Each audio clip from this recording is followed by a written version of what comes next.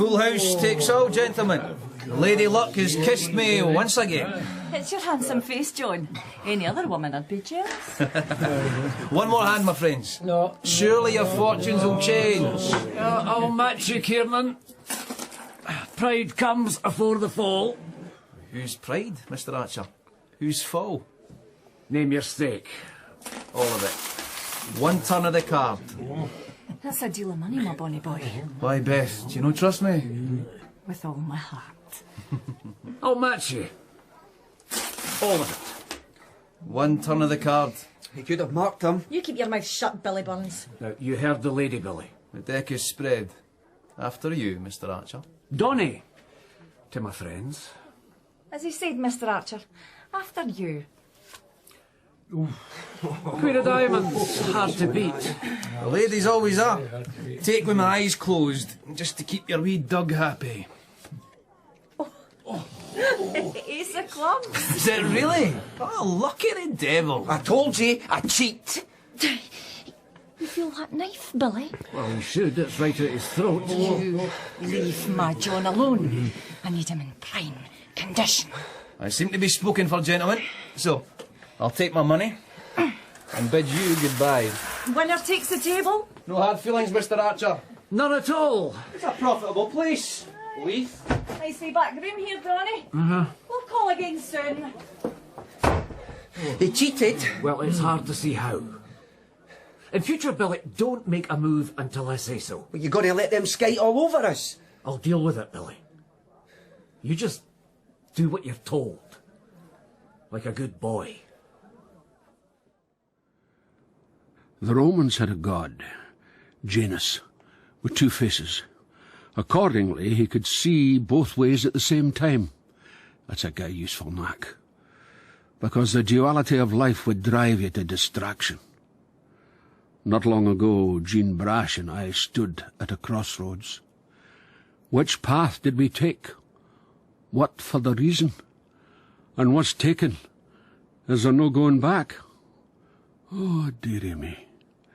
Crime is simplicity itself compared to a woman. I have been gifted some of her Lebanese coffee, fragrance of dark rose. Somehow the brew doesn't taste the same as when Jean makes it. There must be some secret ingredient.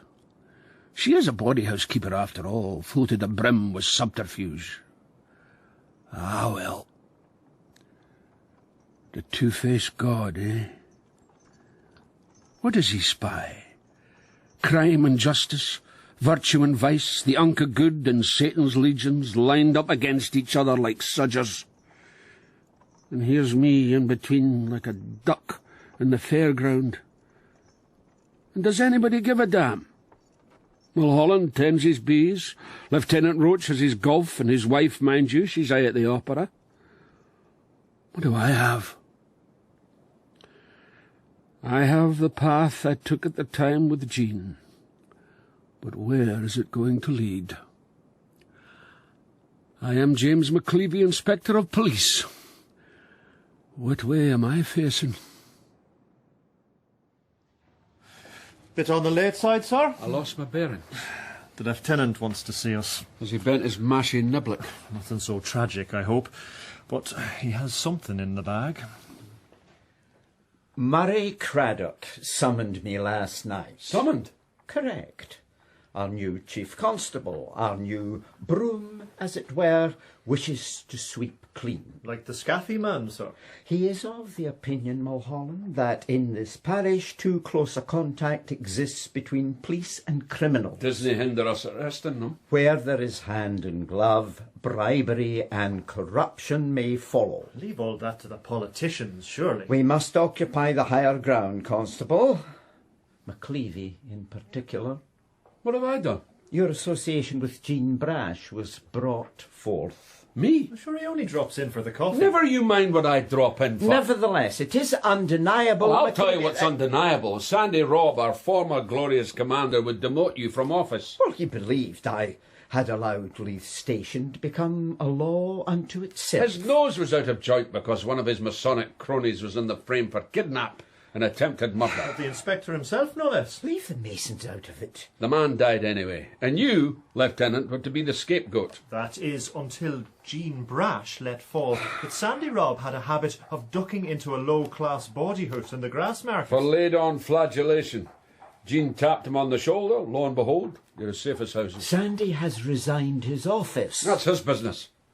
But it is my contention that he's exacted a miserable revenge by dropping a wee word. To the new broom, perhaps? Murray Craddock is his own man, and we must all perform as instructed. Who is it? It's Valentine through the door, sir. What do you want, Constable? A man at the desk for the inspector. Such as who? Whom? Donny Archer, sir. A criminal in waiting, eh, McLevy? I just thought to save you some bother. That's nice. It's my nature. Sit down, Mr. Archer. But not too close. Eh? Well. What's all this bother you're saving us? Is this where you hammer at folk? Get they well like a paint. The bother, if you please. Aye, right. John Kiernan. I know the name. Oh, him and his woman, Beth Ingalls, they run a gang of Keeleys at the Canongate. They all wear red bandanas. It's their mark. And? Well, they may be moving in. Well, to Leith. Yeah, that might cause ill temper. Bitter-like. Another dog in the midden, eh, Donny? Oh, just a man of business. A wee bit of contraband. Turning over stolen goods. Odd robbery with violence. Oh, no violence. That's not my style. What about Billy Burns, then? Well, he's a wee bit wranglesome. You know, I only keep him near because I knew his mother. Milk of human kindness. That's me. But if Billy and his pals meet up with the Keeleys, blood on the streets. What are we supposed to do? Protect the upright citizen. All right, Donny. You've said your piece. Aye, right enough. I'll be on my way. I just thought to save you a wee bit bother, like.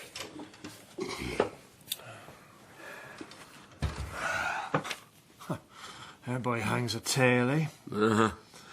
One thing. If anything goes awry, Donny's made sure we know who's to blame. The Kiernan gang. Young blood. Respect neither man nor beast. We better lie low, then. Leith is not the Canongate.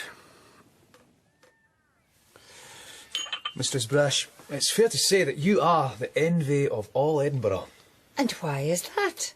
More coffee? Who could refuse? Miss Ingalls? I'm fine as I am. I'm sure that's so. Envy, you said? Thank you. Yes, of course. You run the best body house, dressed to the heights, a beauty to behold. No one can match you. Except... Except you lack protection. Against what? a universe of violence, Mistress Brash. I've managed all right so far. Oh, things can change. You see, we are thinking of moving into Leith and perhaps offering a measure of protection to the world of business. Is this protection without charge? Nothing comes free. You run a body house, you should know that. A small monthly payment. The world of business, eh? So you've decided to start at the top? Yes. And if I accept, it will start a fashion? Hopefully. And if I do not? That'll be just too bad. For us, to lose such valued custom. I think you may have overlooked a wee thing here. This is Leith. We have our own way of dealing. It is also the parish of James McLevy. If you cross him, the regret might all be yours. We don't take much notice of the police. You will this time. Well, think it over, Mistress Brash. And thanks for the coffee. We'll call again. That might be a waste. McLevy? Is he your protection? James McLevy cares only for the law. Break it, and then run for your life. I'm not in the habit of running. You'll learn. The older you get, the more you need. Older? We'll call again. Good neighbours. Bloody cheek. I thought it apposite to come and address you men personally, though I must confess I was not expecting to find the station in such disarray. Tidiness is next to godliness, after all.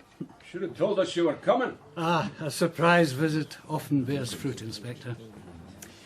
There is a saying that a doctor can often contract the disease he studies most, and I wish to make certain that this does not occur in Leith Station.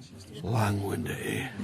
Started. I know that in your endeavours you are placed willy-nilly in close proximity to the criminal classes. Willy-nilly? But in no way must they be regarded as anything other than the enemy, the lowest of the low, who would contaminate your purpose. What is our purpose, sir?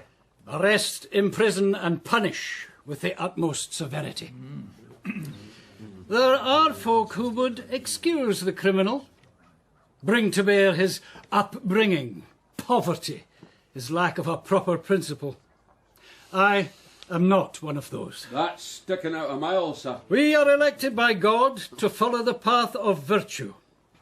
There is good, there is evil. There is nothing in between. Lieutenant, near missed the sermon. Stirring stuff, sir. It only takes Glad one we sent step you to word. stray from I the was path. halfway through supper. Do not deviate. Do not spare a glance to the side. No. Thank you, gentlemen. You may carry on the good work. Thank you, sir. Let us hope, Lieutenant Roach, that the seeds have not fallen on stony ground. Indeed. I am sorry I could not be present to greet you. Well, better late than never. Late? Am I right, sir, that you are a lay preacher in your spare time? The word of God can be heard anywhere. Even by a threepenny whore in a dark wind? Wickedness stops up her ears. Will you be visiting us often, sir? When I feel the necessity. You will always be welcome, of course, Chief Constable. Why don't we retire to my office? Less public. You gentlemen are privy to join us. I have no secrets. It will be our pleasure, sir. An honour in the making. Your brother is Judge Craddock, is he not? He is. We don't get on. I'm sure there must be a reason. Hard to fathom, sir. The judge thinks hanging's too good for the criminal classes. Not all of them, Inspector. He makes exceptions. Babes in arms, maybe. Let me make this clear. I have walked the streets of Leith and watched officers of this station commingle with low depravity. Commingle? Really? Some months from now, an extension to the harbour will be set in motion. A great deal of money invested. Eyes of Edinburgh upon Leith. I want the streets clean. Aye, but dirt is natural. Gets in everywhere. Well, not to the hives. Bees are fastidious. I can assure you, Chief Constable, that we will satisfy all demands of cleanliness and associated careful behaviour. Haven of rectitude. Sandy Rob implied otherwise. Sir, there's a calamity. You didn't knock, Constable? Oh, sorry. What is it, Valentine? A dirty big fire, sir. Not here, I hope. By the harbour, a tavern, the Droont Rat. That's Donny Archer's hidey hole. Come on, Mulholland. Running all the way, sir. They say one of the nymphs got her dress burnt, Lieutenant. Nymphs? Common streetwalkers, a name they use. She wasn't even wearing it, they say. A haven of rectitude? You see what's happened, eh? Early for bonfire night. How did this transpire, Mr. Archer? Ask Billy here. A fight on the harbour. They ran for their lives. The Keeleys. They led you by the nose. The Keeleys showed up by the harbour. Red bandanas, asking for trouble. They ran, you chased. Like Egypt. While the cat's away, the mice doth play. Eh? When you were thus occupied, Billy, somebody set fire to your gang hut at the back of the Droont Rat. I warned them to stay put, but off they went on the rampage. And where were you when all this happened, Donny? I was on business. Uh-huh. A ship docked for Holland this night. With contraband tobacco, no doubt. What are you going to do about this? Search out a pyromaniac. This could be war, McLevy. You're a bit old for war, Donny. Sir, the Chief Constable's arrived. He requests your presence. Tell him I'll be there with bells on. I'll just say that you're coming. You mind what I say, Donny? Leave war to the sutchers. They do enough dying for everybody. We have to do something. Done enough. I have to put my mind to this. I want vengeance. And they'll be waiting for you. Never do what folk expect, Billy. You'll live longer. You get that through your head, eh?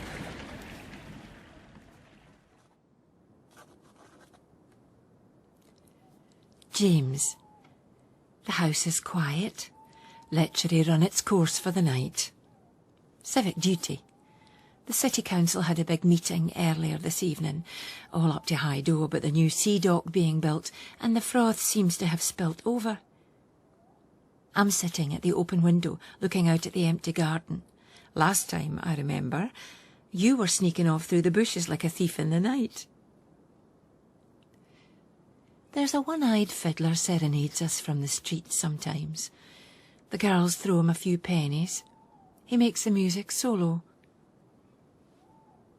I wonder what is to become of us, if anything at all. This is not a demand, just a reflection. After all, what could a body whose keeper and an inspector of police have to huddle over, save perhaps a cup of coffee? And yet time passes. A horrible squeak in the garden just now. Hope there's not a dead body on the lawn in the morning. We might have to call in a policeman to investigate. Occasions like this, you can feel the only person alive in the world. Solo. Is that the way of it? Night-night. Jean.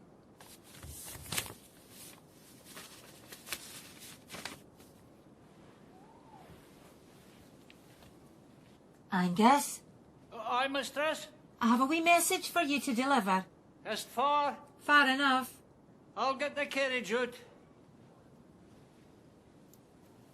A thief in the night, eh, James? You're not saying much this morning. I'm thinking. About what? One-eyed fiddlers. It's the tavern. The Canongate candle. We're going by the back. It's often the best. Eh? No! The door's stuck. Oh, you must be James McLevy. That's him, right enough. Out of your parish, eh? So were your boys last night. Quite a gathering you have here. Safety in numbers. Your Keeleys, out on the rammy. A wee walk. They were attacked. And while all this was going on, Donny Archer's place went up in smoke. A careless Lucifer. All the answers, eh? Where's Beth Ingalls? Right behind you. How did you get there? I was having a wizzy, if you must know. Nature must take its course. John Kiernan, if I see you or any of your red bandanas in Leith, I'll run you in. Oh, you'll need some muscle. We'll manage. Come, Joseph. Show these two out the door. This is nae Leith. We're not finished yet. You're old, Mclevy. Decrepit as hell. See them out.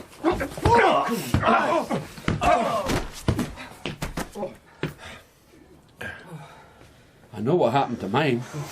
What happened to yours? Ran onto my stick. Slapdash. Keep the faith, boys. You see this, Inspector? I do believe it's a knife. Fine as steel. Cut your throat in the twinkling of an eye. I rarely use it. But I'm the same. With a service revolver. Looks a bit on the ancient side. Try your luck, Mr. Kiernan.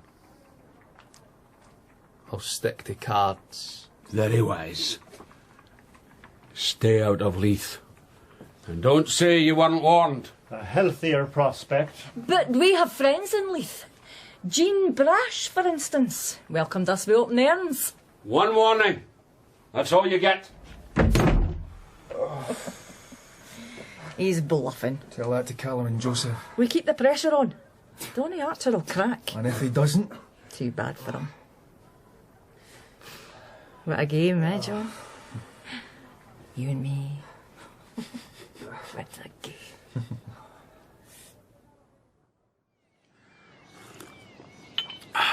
Sounds like a lot on your plate. Uh-huh.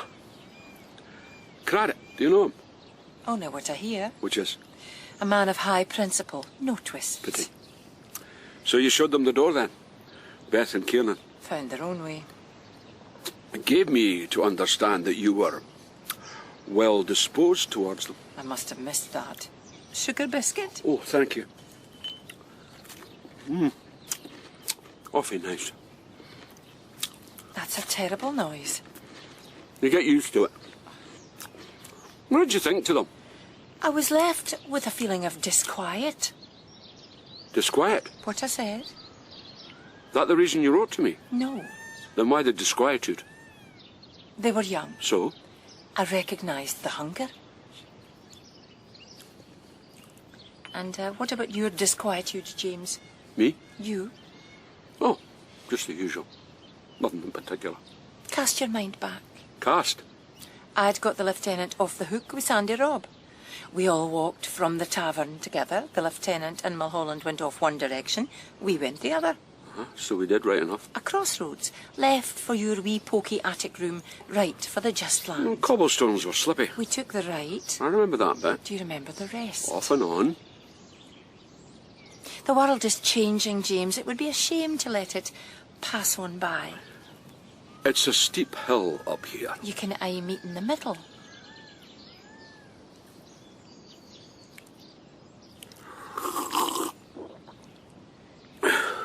So where do we go now? I'm not rightly sure. Well, that's a lot of help. A thief in the night. That's what you look like. But I'm a policeman. James McLevy, one way or the other, you'll be the death of me. What a fandangle. Thank God it's midnight, and you can get a bit of peace. As far as the rest of Edinburgh knows, Jean Brash and I are merely companions in coffee.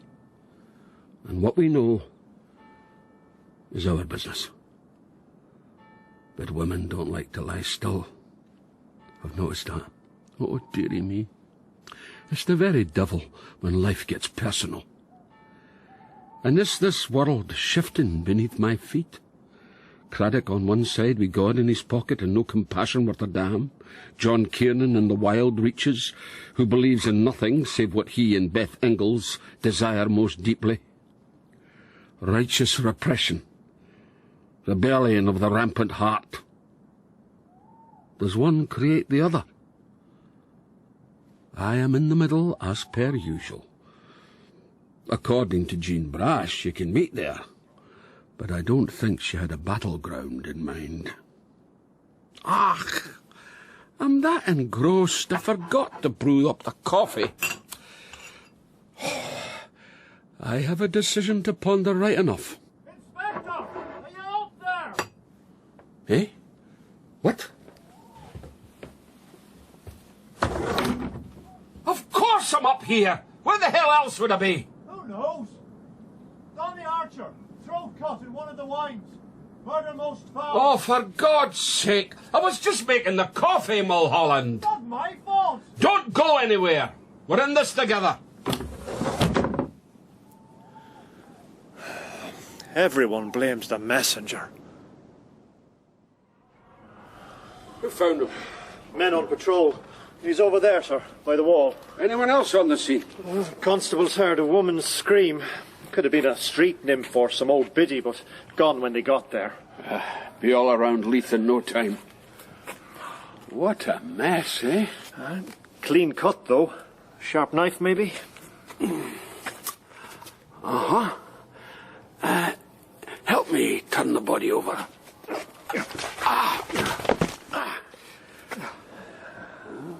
What have we here, then? A red bandana. Well, well. Here. Stick it in the evidence bag. Poor old Donny. Who'd have thought him taken unawares like this? Oh, age saves you nothing. Bring the lamp to the side here. Oh, now. There's a thing. Must have scratched it on the wall. In his own blood. The letter J. It would seem so. Might put you in mind of someone. Such as? John Kiernan, maybe? A place to begin, Mulholland. A finger pointing. No more. No less. You could stand firm, John. I always play the odds, Beth. And they're no good. We know nothing for sure. If Donny Archer is dead, his throat cut, then I'll be in the noose. They have no proof. Oh, they'll find something. All right. Have enough clothes and money. I'll arrange a ship. Send you word. What about all our plans? Nothing is lost. We lie low. For a while. Just for a while. John, I love you. Beth, I have to ask. What? How can you even think that? Donnie sent a note. He wanted to parley. If you went on your own, things got beyond the game. Saying, why would I do it? You have a terrible temper, Beth. Why blame me? You could have done it. Perhaps I did, I have to go. Where will you be, John? I'll send word once I find safe passage. God almighty. What's gone wrong? No sign of Kiernan. What a pity. I was hoping he might sneak out the back here. Beth claims not to have seen him this night. McKeely say the same. Liars. We could haul her in. No. If they're going to make a run for it, he'll send a word. We need Beth free. Where she goes, there we find him. Who follows her? A long wait, and she'll be on the lookout for us. I've sent for wee Davy McKnight. He's a pocket delver. Like a shadow. She'll never see him. It's a criminal. A shadow. Leave it. I want vengeance. Just what we need. The whole gang, eh? The law will take its course, Billy. Donnie asked for protection and you did nothing. Donnie ran out of luck. You best all go home, I would advise. We'll hang Kiernan by the neck. He's not here, Billy. Then I'll do that bitch in his place. That would be a mistake. I'm the leader now. What I say goes. I beg to differ. And I'm on his side. We'll trample you to bits. You see this revolver? First man to step out of line, I'll shoot him down. And you'll be the first, Billy. You're the leader, eh? You're bluffing, McLevy. There's one way to find out. Donnie was like a father to me. Then best bury him with due reverence. Or get your pals to dig one more grave. Come on, boys. Another time, McLevy. I'll be waiting. Would you have shot him right enough? Only the once. A long day, gentlemen, with little success to show, but the law will prevail. Oh, what is the matter with you, Valentine? My feet hurt. All luck with the fugitive so Endeavour far, to but that can persevere. change. It's only a matter of time before this malcontent is brought to justice.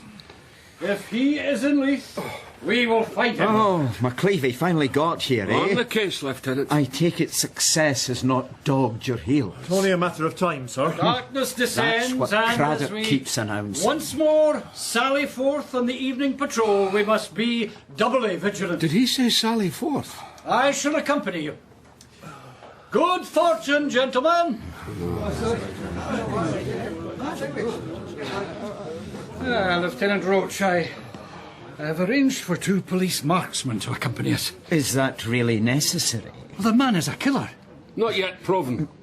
We catch John Kiernan, we question him. It's not a firing squad. I see he has engaged your sympathies. Innocent till proven otherwise, sir. So, what is your opinion, Lieutenant? Who knows where Kiernan is or what he has done? For the moment, all is conjecture. I'll be with you in a moment, gentlemen. Just need a wee breath of fresh air. What a bunch of dumplings. Mistress Brash, stay where I can see you.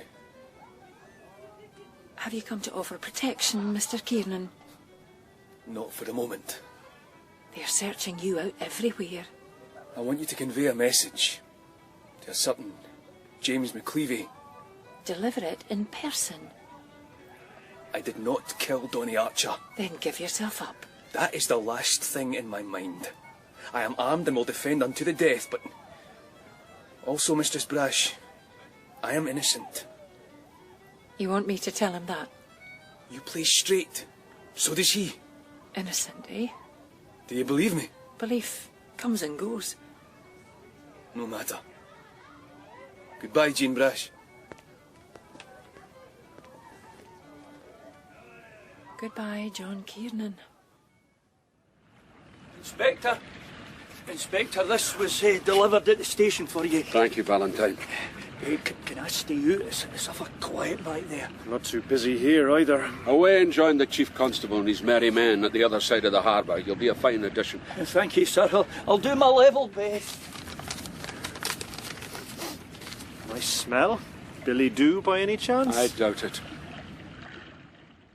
James, I hope you don't think my wee note's to be a bad habit, but I had a visitor this night. He swears to be innocent of a certain crime and asked me to pass this message on to you. Strangely enough, I might almost believe him. Why would he take the trouble and danger otherwise? But should this be true, it leaves you with a problem. The guilty party? Who'd be a policeman, eh? Jean. Anything I should know about? Not really. Well, then you might answer me this. Why are we stuck here when the rest are miles away at the other end? Beth slipped at the back of the Canongate Candle. Davy McKnight followed her to another tavern where she met with a sailor. Kiernan must have sent her a note. Correct. So, like a dutiful officer, I informed my superiors that from certain contacts I had ascertained the fugitive might well be taking to sea this night. But hardly a ship berthed on this side. What I did not tell my superiors is that wee Davy informed me he lost sight of Beth in the tavern and decided to stick with the sailor. Followed him back to the harbour. Watched him board a French ship that is bound for Calais this very night. The one boat that's docked behind us. Correct. It's getting dark out there. Oh, you're not wrong. Why keep it all secret?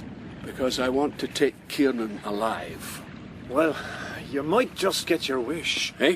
Top of the wine there. 2 figures, man and a woman, keeping to the shadows. Where? I can't see a damn thing. It's them, I think. Getting near. Courage out of sight. I'll take Kiernan. You have the woman. Thanks a lot. Quietly does it. And they're in the bag. Sir, I can see them. You'd better surrender. I'm a constable. God almighty. Come on, Mulholland. They might shoot us by mistake. Hold your fire! One's fallen over the side of the dock. I think the man. The woman's run for it. After her, then. I'll take Kiernan. Will you be all right? Of course it'll be all right. Go on! McLevy, where are you? I'm on the case, Lieutenant Roach. I'm on the case.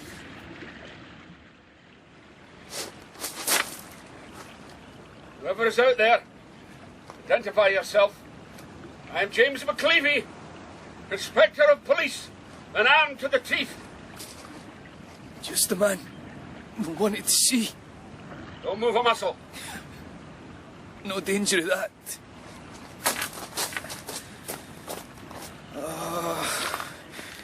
The moon's come out.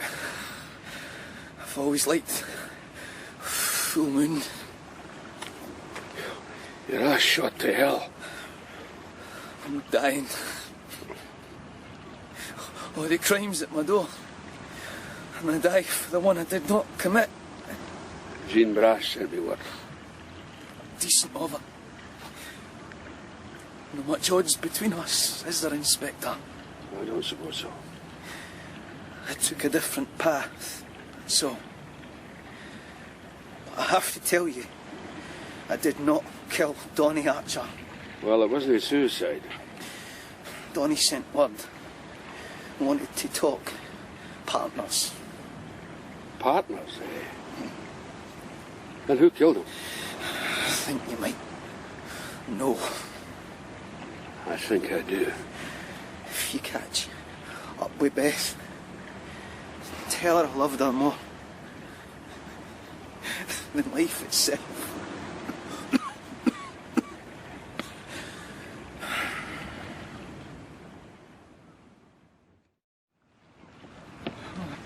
The marksmen are certain they scored a hit. Palpable. Then where is the body, Chief Constable, and where is McLevy? Abracadabra. How did you get here? Climbed up from the shore. You'll find Kiernan's corpse there. Well done, the marksman. Valentine, how the hell did you end up back at our end? He got lost in the dark, sir. I thought you'd been shot. He missed. I nothing. And well done, Constable. One less killer. You know nothing. Whether he was guilty or no, you hunted him down like a dog. McLevy, I beg your pardon. This was all for your glory. How dare you? The criminal has as much right to justice as any other body. We have proof. You have suspicion and prejudice. Master, sir! Back of the wines! Never mind, Mulholland. I think I know where to find Beth Ingalls. Come on. I won't forget this, McLevy. John Kiernan might well be innocent of murder. Stick that in your sermon. I have never in my life been addressed in such fashion. Well, you may have to get used to it, Chief Constable. It was well past midnight when Mulholland and I found ourselves back where it had all started and where I had a notion it might possibly end. The Drunt Rat Tavern. The back of it, a big room where Donny and his men were wont to gather, was a wreck from the burning. But I had remembered a poky wee nook to the side, where Donny used to have his card games. It had been unscathed. I didn't tell Mulholland about the conversation with John Kiernan that had led me to certain conclusions. Just put our journey here down to a mysterious intuition. We picked through the broken charred wood, down a wee blackened corridor, till we reached our destination. Sure enough, we could hear voices from behind the door. Can it be intuition, eh? Don't kill me. Please. Why not? I haven't done a thing. John Kiernan is dead. I saw him take 2 bullets in the heart, and it's all down to you, Billy. Why couldn't he be? Don't lie, or I'll blow your head to bits. Please. Tell me the truth. It was all Donny's fault. He treated me like a dog, Beth. So you turned on him? He told me, going to meet with you, parley, in his mind to offer you partners. I didn't want a war, he said, but I knew what he meant. Partners. I'd be nothing. Nobody. Nowhere. You cut his throat. Look, he went off that night to the harbour, the Dutch ship. I followed, caught up with him in the wines. What are you doing here, he said. Get back to your kennel. John and I even blamed each other. But somebody signed his initial in blood on the wall, J, and left a red bandana. And when we heard that, you'd have to be a fool not to see that one other person could profit from Donny Archer's death. I couldn't help it. Liar! You put down that sign to point right at John. Apologies for the intrusion, but a fine piece of deduction, Miss Ingalls. We can take it from here. One move, I'll shoot him. Fire away and Billy gets off easy. My thought as well, sir. What the hell are you talking about? You kill him, fine. Quick, easy. No, it's not. Dead and gone. But if he's taken to trial, a long time to suffer before the judge puts on the black cap. And an eternity before the hangman puts a rope around your neck. That's not fair. I've seen it last as long as 10 minutes. Legs kicking, eyes bulging. Good. But if you kill him, Beth, you're the one that suffers. The rest of your life in the Perth Penitentiary. Would John want that for you? I'd say not. His last words. Tell her I loved her more than life itself. He'd want you to live free, Beth. Keep his name alive. What about me?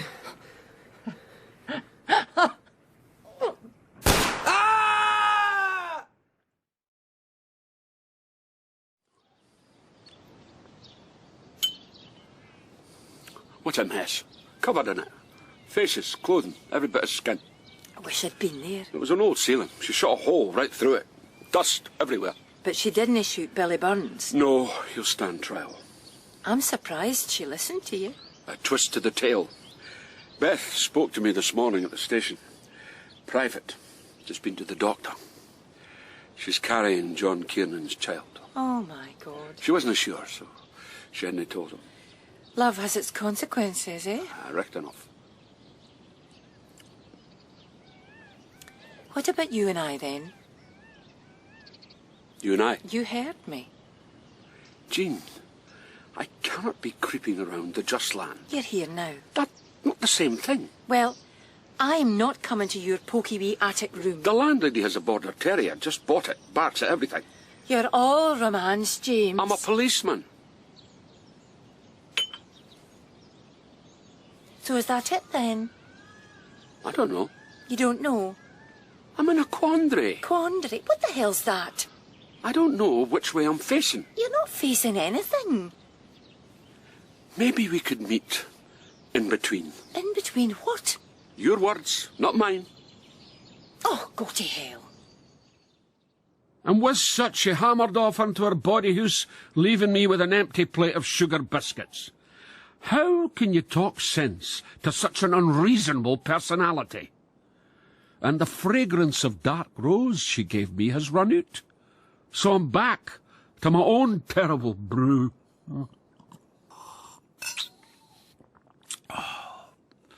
What a caper, eh?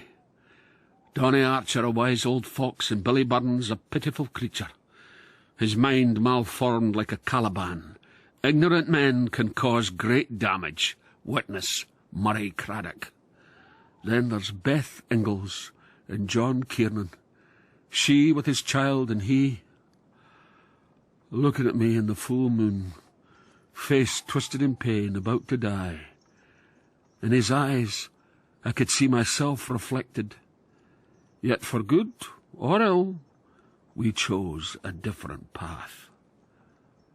But the circle has completed. Now I'm back to me.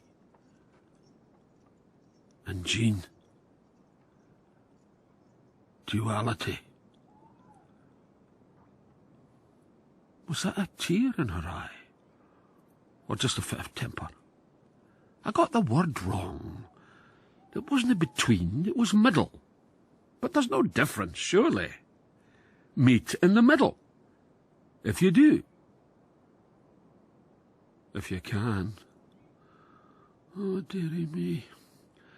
I am James McLevy, Inspector of Police. Sometimes I feel as if I'm on a wanted poster somewhere. This man is a fugitive. Bring him in, dead or alive. One way or the other, I'm on the run.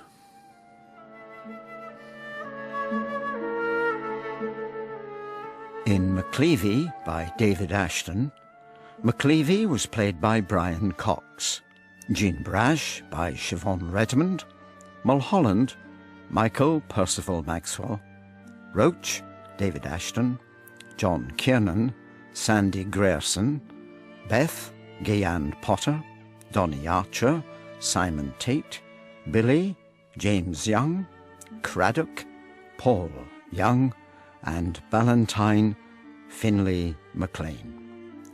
Other parts were played by the cast. McLevy was a BBC Scotland production, directed in Glasgow by Bruce Young.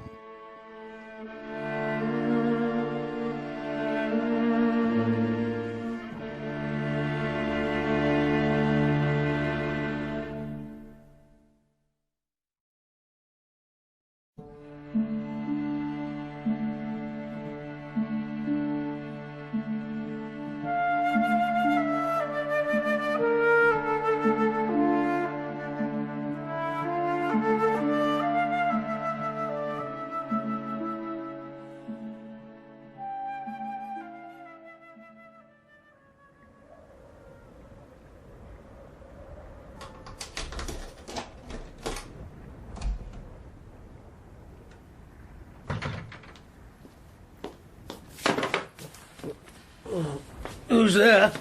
I am. Of course. Who else might it be? Light me a candle, please. Not a damned priest.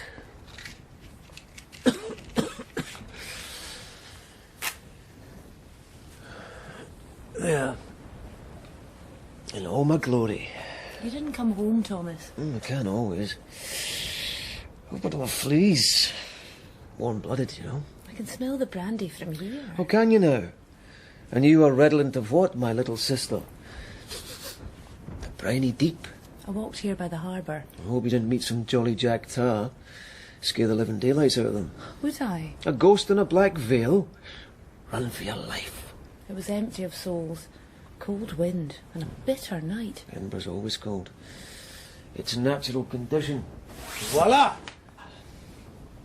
Well, what do you think? You finished it then? I shall call the piece Fall from Heaven. Very appropriate. Damn thing. Devoid of spirit. What a pity. A man must have his diversions. You have too many. The odd sup, the odd comely wench. Come home, please. Eh?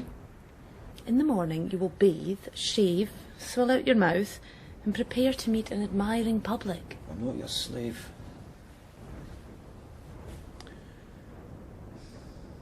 When you walk the streets, are you not afraid? Of what? Death? It's everywhere these days.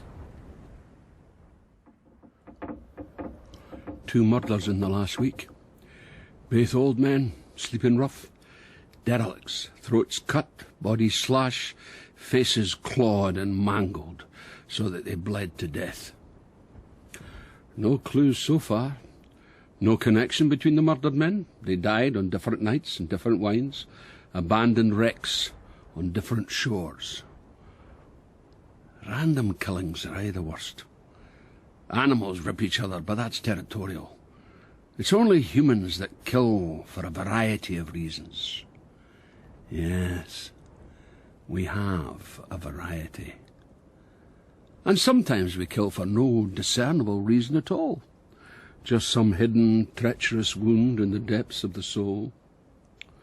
Oh, dearie me. And I'm supposed to solve the damn thing.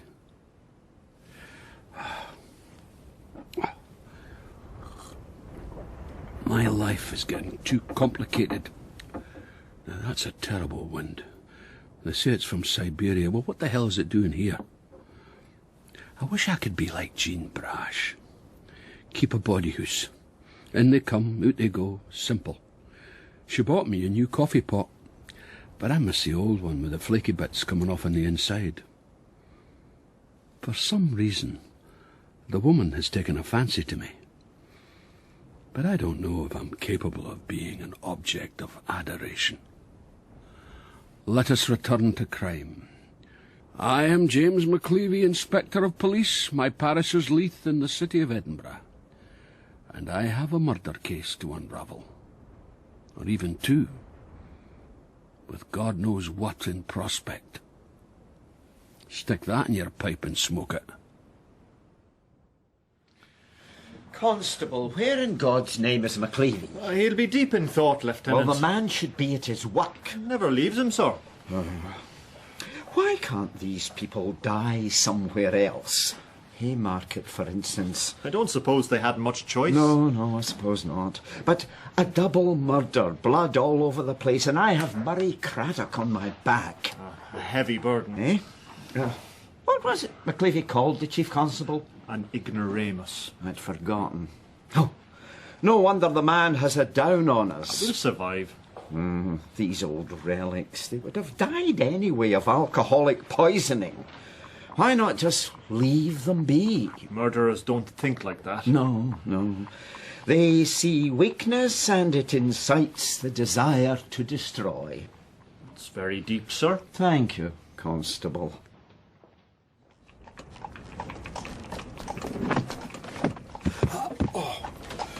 Thought you were a highwayman jumping up like that. Only way to stop you, that coachman drives too fast. Angus, guilty conscience, maybe. What do you mean? He's an Aberdonian. Oh, right enough. How's your new coffee pot? Adequate. Have you jumped aboard for a reason, James? Murder. Don't suppose you've heard a wee thing on the streets? Not since the last time we met. Grisly business. I beg your pardon? The murders. Where to now, mister? The harbour, Angus. Try not to drive in. What? Anything else you would care to express? The murdered men. I knew one well, William Napier. Cobbler. Good craftsman till he fell among thieves. The demon drink, eh? If it's no one sin, it's another. You're in a cheerful mood this day. I have a case to solve. Well, away and solve it. I was quite jocose until you showed up. I can always leave. Angus, stop the cuddies. There you are. Out you go. You're dressed up to the nines. On my way to an artistic venue. What is it? A show of sculpture. Very avant-garde. Avant-garde? That's French. I know it's French. If you hear anything, let me know. I'll run all the way. Oh, and James. Uh-huh. Don't forget what you're supposed to remember. I'll give it due consideration. Hold on to your hat. I have it in hand. Drive on, Angus. Aye, missus. Right.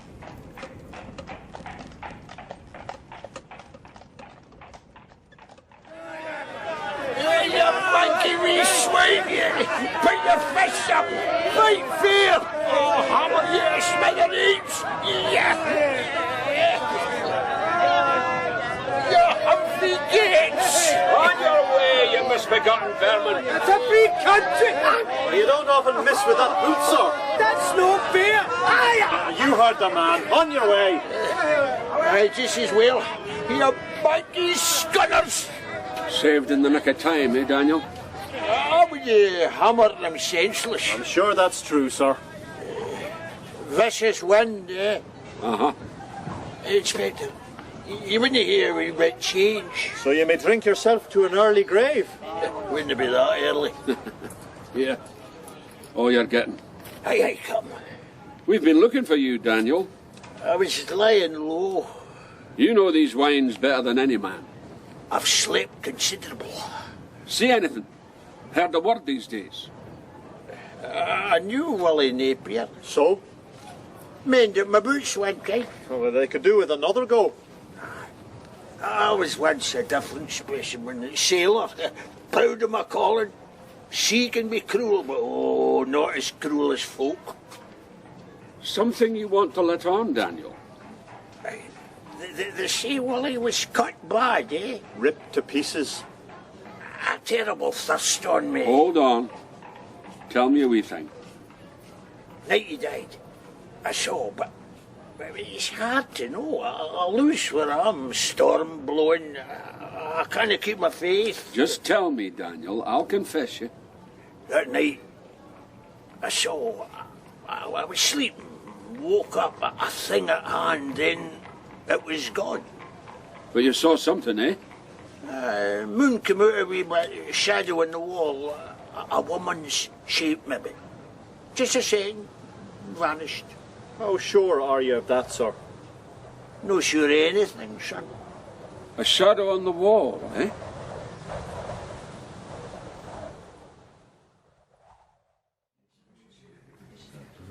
Mistress Brash, how wonderful to see you.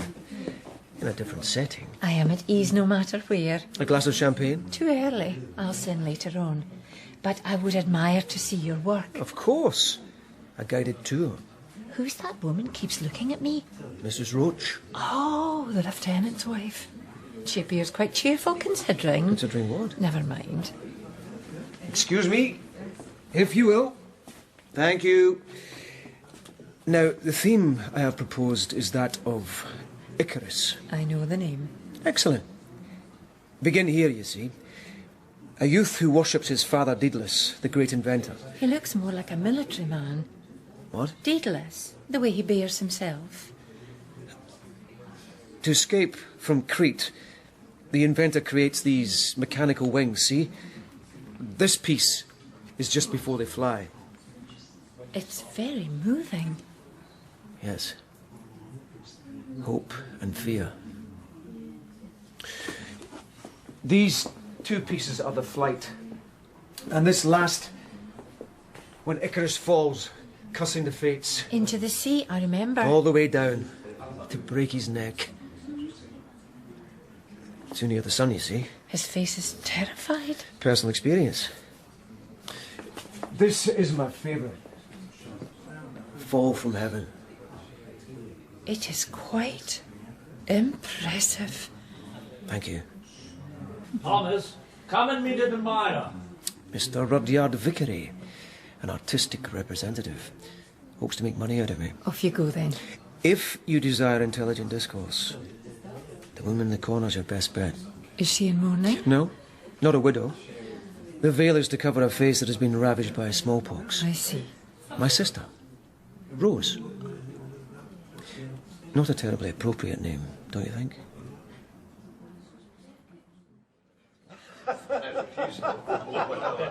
Your brother is possessed of a fierce energy. He'll crash to earth eventually. Allow me to introduce him. You are Jean Brash. I'm Rose Lockhart. Now we know each other. Indeed we do. Let me be plain with you, Mistress Brash. You run a bawdy house, and I do not approve of my brother consorting with whores. Then you should talk to him about it. He pays little attention. What a pity. I worry he may suffer. Suffer? From the transaction. My girls are clean as a whistle. Really? Examined every month, medically. How enlightening. And what of Tom's other indulgences? I don't know what you mean. Hashish, perhaps? I run a bawdy house, nothing else save the odd glass of champagne, and your brother conducts himself like a perfect gentleman. That is not always the case. Ah, ladies. Have you made acquaintance? It has been most interesting. A revelation. Really? And what did you discuss? Artistic endeavour. Splendid! A most successful day. So all we have is an old man who saw something on the wall. That's about it. The newspapers, as I am sure you know, have relished all the gory details. Just rubbish. Yes, but nevertheless, our Chief Constable, Murray Craddock, is an avid reader of the press. One thing. The implement. The scars left. Like the claw of an animal. Where would you find such an object? Exotic for Edinburgh. And then the frenzy of the attack, like a maniac. Bloodlust. Think we're looking for some lunatic? I think we're looking for someone who can unleash terrible primitive violence. A mind split in two. Very high-flown, McLevy. But what in God's name has it to do with solving the case? You've been at it night and day, sir. Well, you'll have to try harder. Sir, it's happened again. Enter when you are told, Ballantyne. Sorry, sir, but it's happened anyway. What? Another murder. Who found him? The night watch in Brodie's Wynd. Blood all over the place, like a slaughterhouse. Well, do you know him, McLevy? Huh? Hard to tell. O'Brien, Michael, a whiskey dragger. Dublin man? Aye. I see now. Oh, what a mess. Where is the night patrol, Ballantyne? He's bulking up round the corner, sir. How come you're still standing? My mother's a nurse. Give us over the other lamp. Here it is, sir. These harbour wines are like a cesspit. Craddock may be right. Clear them out. Well, a man's got to sleep somewhere. Find anything? No, not so as you'd notice. Put them in the bed with the captain's daughter. Put them in... Ah, gentlemen. What have we here? Good evening, Mr. Lockhart. You know me, sir? My wife admires your work, Mistress Roach. Ah, and you are the lieutenant, and she is quite cheerful considering. I beg your pardon. A chance remark. And you, sir, must be the redoubtable James McLevy. And, the lamppost here. Constable Mulholland. I'm Ballantyne. And is this a cabal of sorts? No. This is a murdered man. Oh, my God. Oh, dear. My God, the blood. Ah, it gets everywhere. As well you can't see his face, sir. It's ripped to pieces. Dear me, how hideous. May I ask what you're doing here? Of course, I was celebrating. Your birthday, is it? No, I sold 2 of my pieces. Sculptures, you know. And I was celebrating. In the tavern? No, to be strictly honest, at a body house. The Just Land. Most convivial. We'll confirm that recollection. Absolutely. No, absolutely, I agree. You'd better just have a look at the corpse anyway. You sure you don't know him? Oh, my God. Like a claw. No. You best get home, Mr. Lockhart. Yes, indeed. I've had rather too much champagne and it rises in the gorge. Good night. We may call at your house on the morrow. Yes, of course. My pleasure. No. My honour. Man's inhumanity to man, eh? You surely don't suspect him. I suspect anyone in the vicinity of a murder. Let's hope it's third time lucky. Wasn't he very lucky for the corpse? Hold on. What's this? A piece of metal. Sharp. Blood on the end by the looks. Is it copper? Some kind of alloy? Handmade. See how it curves. Here. What do you think? Smells like incense. Oh, where are we heading now?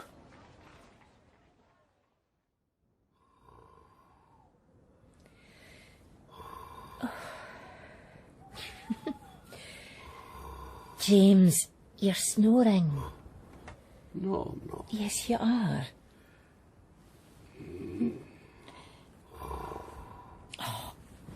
Oh, ouch. Oh, sore. Don't make such a racket then.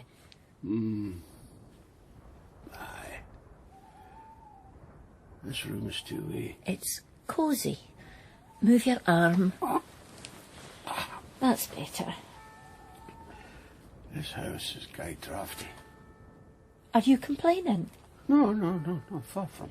This house is exactly halfway between your wee pokey attic room and my rather beautiful boudoir in the just land. A halfway house? That's why I bought it. Am I a kept man, then? You can pay in kind. That was very nice. What? You know damned well what. Ouch! What's that for? Recalcitrants. Tom Lockhart. Are you certain sure? Tom Lockhart came into the Just Land near 9 o'clock, bought champagne for one and all, nipped away with his favourite magpie and left just after midnight. Of course, the murder could have happened before 9.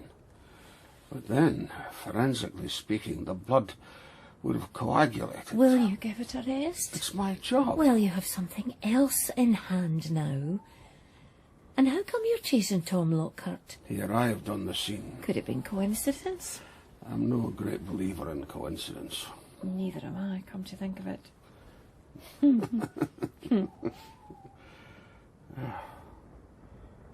It's well past 3. Uh-huh. The night is young. Dearie me.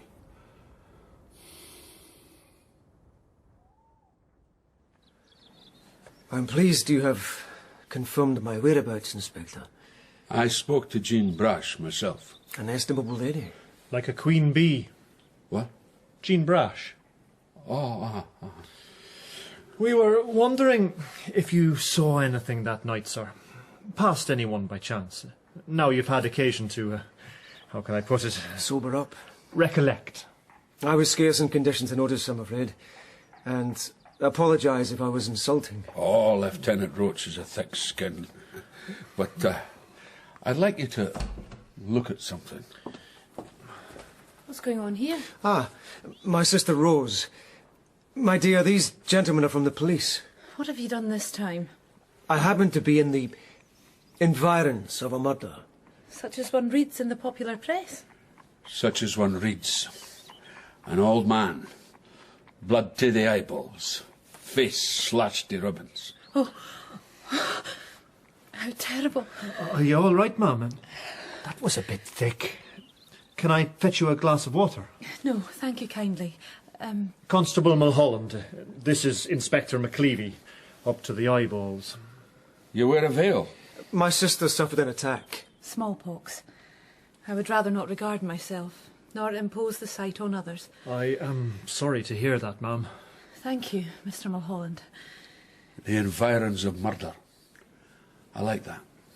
Very elegant. Your brother stumbled upon us last night, having been to the Just Land, he told us. It's a body house. I'm aware of that. You had something to show me, Inspector. A shard of metal found at the crime. You recognise it? No, not at all. Should I? What about you, Miss Lockhart? It is, as you say, a piece of metal. A wee fragment, but handcrafted. And when I find the owner, I'll find the killer. Never seen it before, eh? Never. Nor I. Smell it. Here we sniff. I would rather not. Let me. It seems perfumed. Incense. The Catholic Church or Mysterious East. Take your pick. Ah, well, best be on our way. Crime waits for no man, eh, Mulholland? Goodbye, Miss Lockhart. Thank you. Goodbye. They tell me you're a braw sculpting laddie. You could do one of me. The thief taker. Good day to you.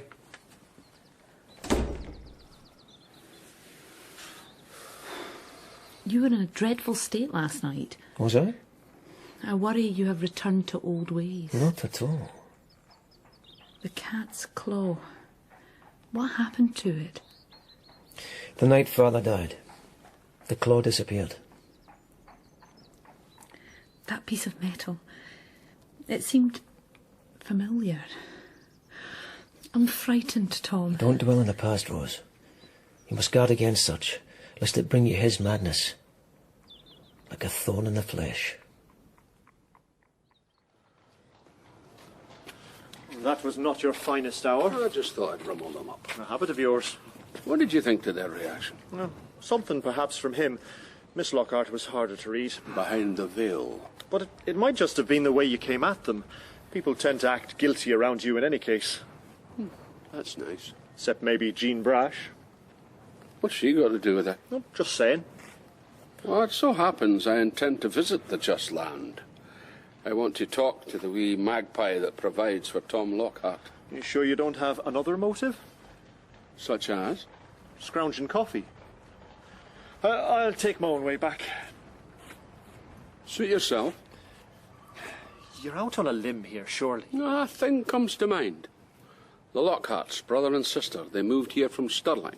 Story goes the father died by accident. Down the stairs, broke his neck. A military man. They say there was some scandal. Major Lockhart, retired by force of circumstance. A wild disposition. Don't visit the sins of the father upon the children. It's possible I'm wrong, though that would be a rare event. Something in that house, behind the veil.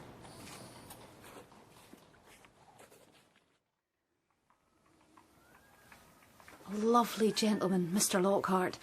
Treats me at nice, like a fine lady. Why does he do that? You want the gory details? I want to know his behaviour. Best tell the Inspector May. He'll not be able to sleep at night otherwise. Well, always calls me Miss Carmichael. Shall we throw caution to the four winds, Miss Carmichael? What does that mean? We half our clothes. He's a well-built manny. Stands proud. Anything else? Just hammer and tongs. No holds barred, eh? Not at all. I'll have to remember that. A gentleman. But he drinks hard. Aye. Always has a flask of brandy. Down it goes. I never touch his stuff. They say it blunts desire. Not with Mr. Lockhart. Last night, anything out of the usual? Never seen him so wild. He arrived wild. Exalted, he said, but he'd been drinking champagne all day. This was different, mistress. I know him close. He was mad as a monkey. Drugs, perhaps? I don't know. But by God, the man had energy. That it, then? One thing. After the toss and tussle, he fell asleep. Like a child. I held him. He had a nightmare. Shouted. Blood about blood. Then he woke up. Did you tell him this? Oh, why?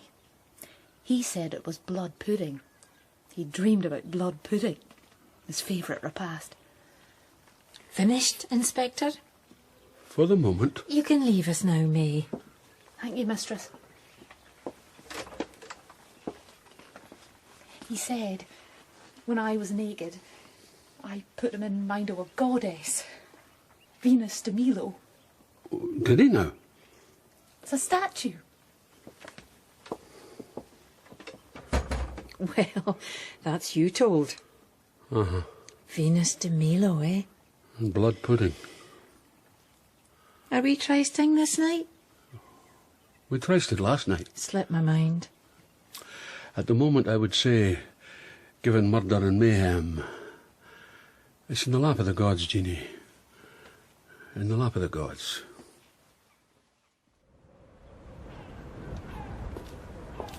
Miss Lockhart, is that yourself? It would seem so. Oh, I'm surprised to see you out in this devil of a wind. My brother's studio, not far from the harbour here. It was left in a dreadful mess after yesterday. May I accompany you? As far as it goes. I'm glad we've met. I wanted to apologise for my inspector's words. He can be a bit on the blunt side. I find that my appearance mostly provokes in men two different reactions. One of pity, one of an obscure anger. Which am I? Neither, I would hope. I would put you down under curiosity. Curiosity? Comes with the trade, surely. I'm told you hail from Stirling. It's a nice city. I did not find it so. My father died there. A tragic accident. I'm sorry to hear that. I think you already knew. This is my turning. The studio's at the foot of that little lane. Thank you for the company. Miss Lockhart, I'd like to think that there's more to me than just a policeman. I'm glad to hear so. Good day.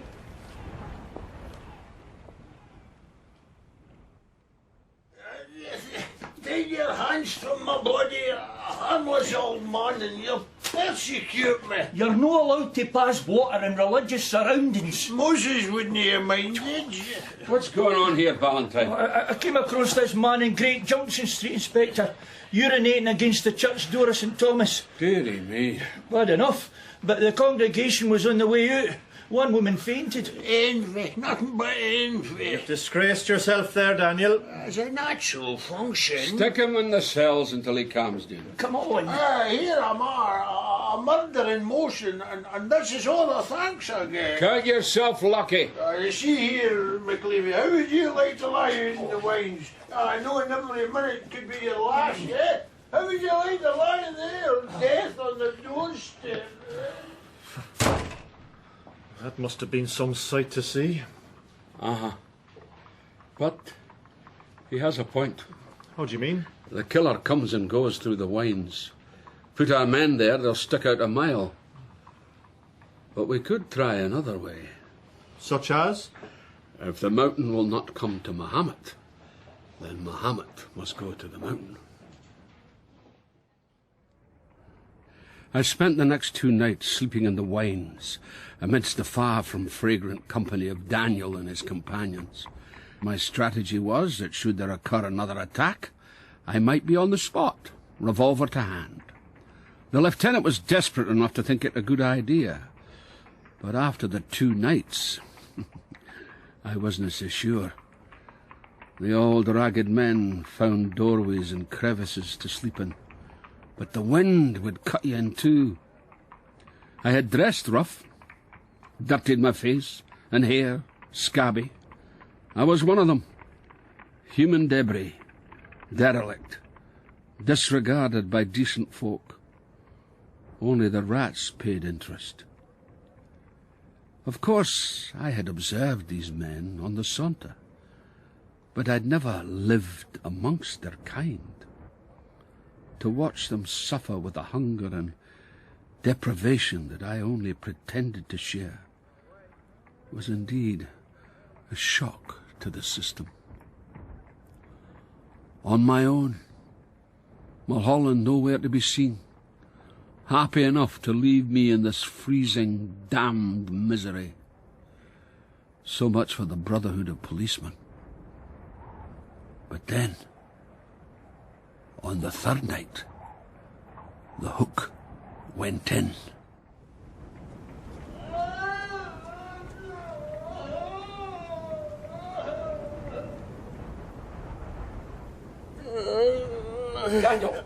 Daniel, are you all right? Hell, murder here. What happened? Is that you, McLevy? I woke up, something over me. I shouted. Nobody move a muscle. Valentine, bring the lamp. On the way, sir. It cut me vicious. Mulholland, what are you doing here? Just passing by. Did you see who it was, Daniel? It's too dark. Oh, I'm bleeding bad. Let's have a look. Come along, sir. Killer to catch. I'll take care of him, Inspector. Your mother's a nurse, I know. Come on, Mulholland. I'm here already.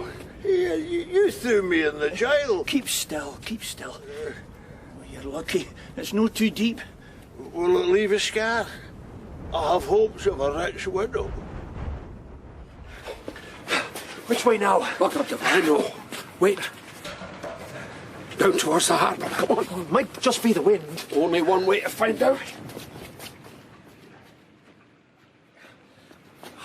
Can't see a thing. My headers.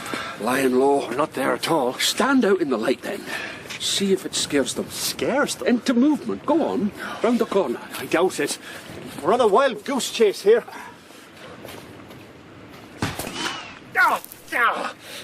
Mulholland! Were you shot, man? I hit the cornerstone. Some of the splinters in my face. Let me see. Oh, no, not too bad. You can always grow up here. Thank you. I'll kick out. Wait. Nothing.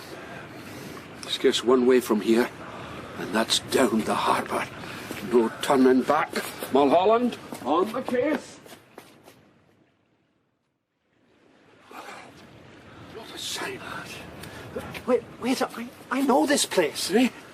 Tom Lockhart's studio. It's at the bottom of that lane. The single house. That would be it. Oh, then let us hope someone is at home. The door's not locked. Oh, I'm not going in first. You have the revolver.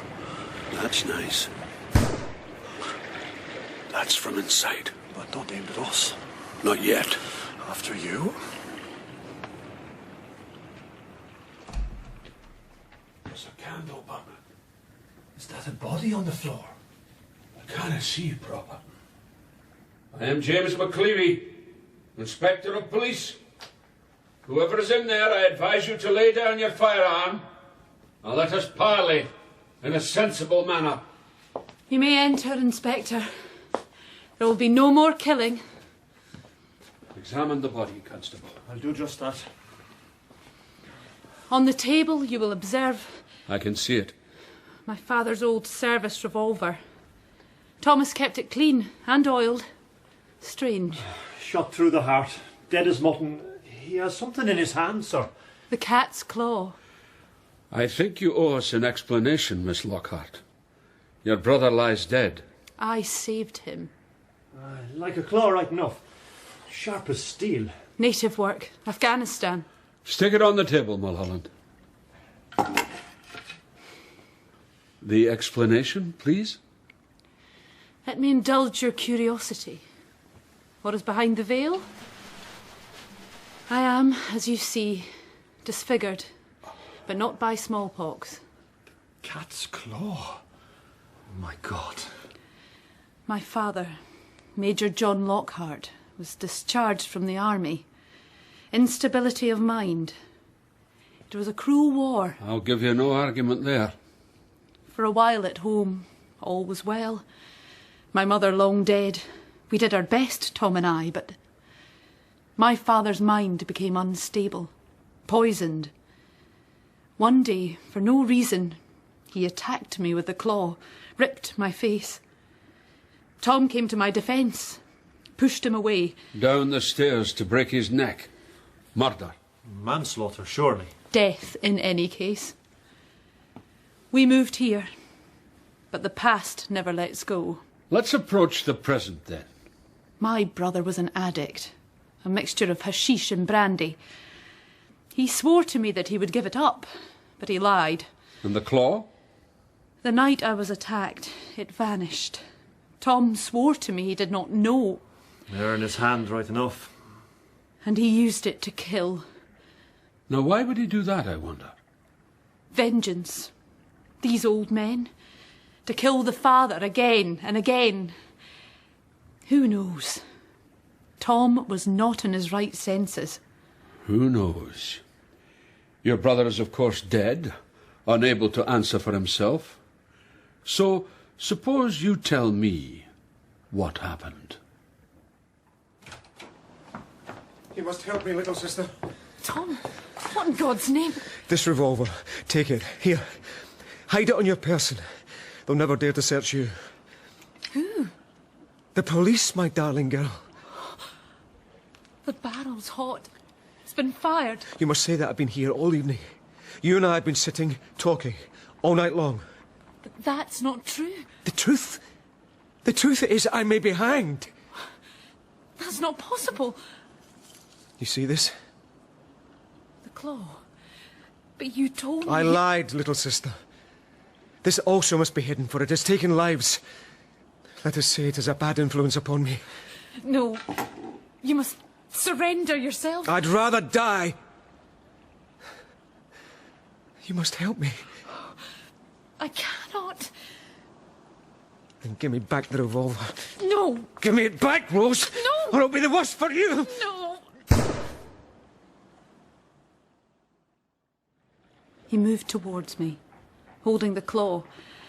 I had the gun. It discharged. It was very accurate. Close range. An accident. Like your father? So that's your story, eh? That is what happened. That is the truth. You said you saved him, Miss Lockhart. From the hangman's rope. Or a life in prison. A long, slow, agonising death. So, in a way, perhaps you meant to kill your brother. All I know is that the gun fired. He is beyond all of this now. Fallen to earth. The papers will have a field day. Quite a story. Poor woman. Doing better than her brother. Something on your mind, McLevy? You're remarkably quiet for a man who's just solved a case. The inspector and I have a slight disagreement, sir. Slight? Pray tell. What if it was Rose did the murders? The bogman saw a woman's shadow on the wall. She spoke of killing the father again and again. Laid that at her brother's door. Exactly. But she had the more reason. Tom was on his way. A successful artist. She was scarred for life. Behind the veil. This is your thought, eh? But what if it was Rose we chased? Into the studio. Tom was there. Sees her. Gun, the claw, she's caught. Bang. Wee accident. It's just conjecture. And the only person that might offer a different story is dead. By his own sister's hand. Sinister twist. Even for you, McLevy. Are you still awake, James? Uh-huh. I know it's not love keeping you up, so it must be criminality. The Lieutenant of Mulholland gave little credence to my words. As you said, no way of knowing. I doubt she'll stay in Edinburgh. But wherever Rose travels, I'll keep tabs. That candle smells funny. Lavender. Smells funny. It's that romantic in your company. Like young Lochinvar. You being the fair Ellen. Fancy some coffee? Have you the makings? I brought a wee picnic burner and the best Lebanese grindings. We're no getting domesticated, are we? I'm just making my damn coffee. I sat up in bed and watched Jean footering about in her nightie with a coffee, humming under her breath a Burns song, Sweet Afton. Nearly caught myself whistling along. Closed my eyes and thought about the twist of fate. These poor old buggers in the dirt dreaming of malt whisky and a rich widow. Then bang, they're gone. Tom Lockhart follows suit. Only Rose remains, behind the veil. What a caper, eh? The aroma of Jean's coffee began to overwhelm that of the lavender, and despite the evil sights I had witnessed over the last weeks in the wines, a past littered with dead bodies and a future that promised nothing but gore and mayhem, I felt a curious emotion, like a threadworm in the bowels. Some kind of joy or contentment? Dearie me, I hope sincerely not, because I was not born to be happy. It doesn't seem right somehow. I heard the pluter of 4 lumps of sugar one after the other diving into the Lebanese brew, and saw a woman's shadow on the wall. I am James McLevy, Inspector of Police. My stomach is growling, and I am at the mercy of a terrible hunger. The wind has dropped outside. Dead calm. Dearie me. Here it comes. The coffee.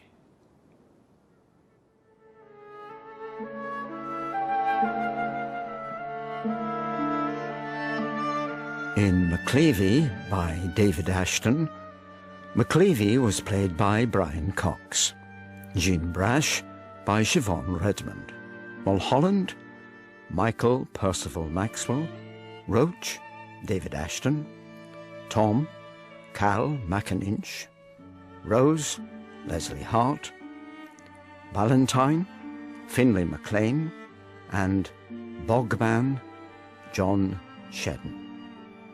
McLevy was a BBC Scotland production, directed in Glasgow by Bruce Young.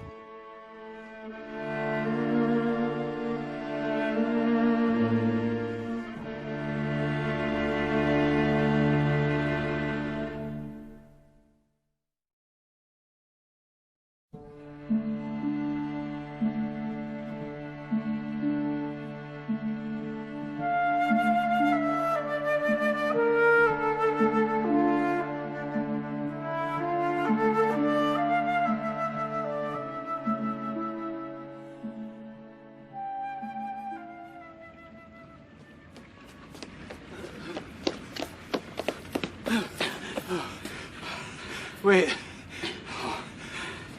Don't breathe so hard. I can't hear. I've been running like mad, Mr. Renfrew. So have I, John. So have I.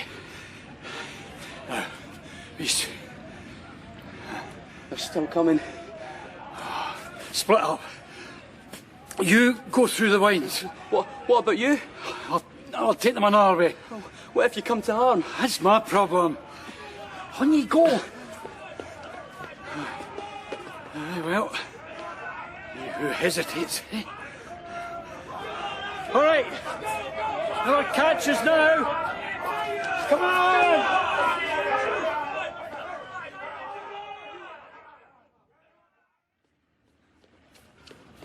You gone somewhere, Alec? Oh, damnation.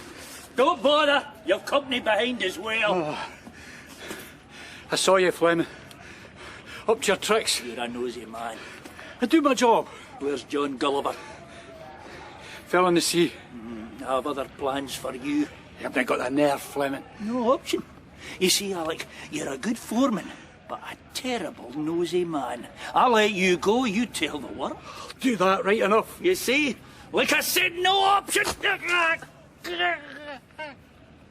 Holy God, Mr. Fleming. There's nothing left of him. That wee hammer. It comes down hard, see?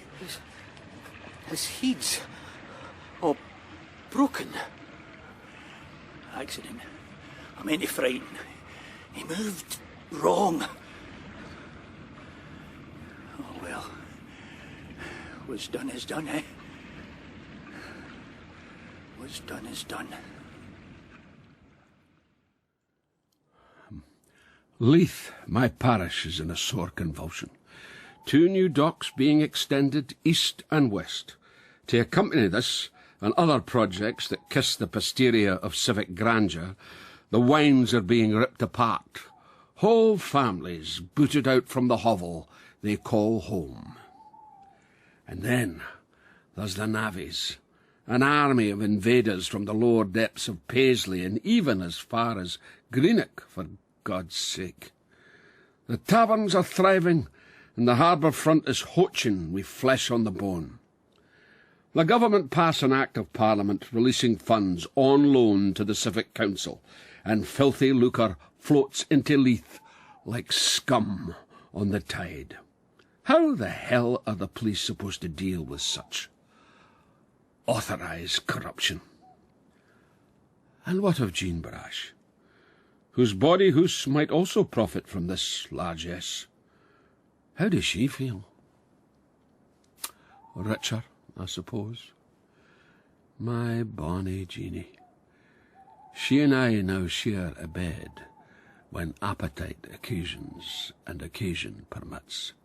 How that happened is a mystery to me, but it's there, like the castle, and if such were found out, my name would be mud.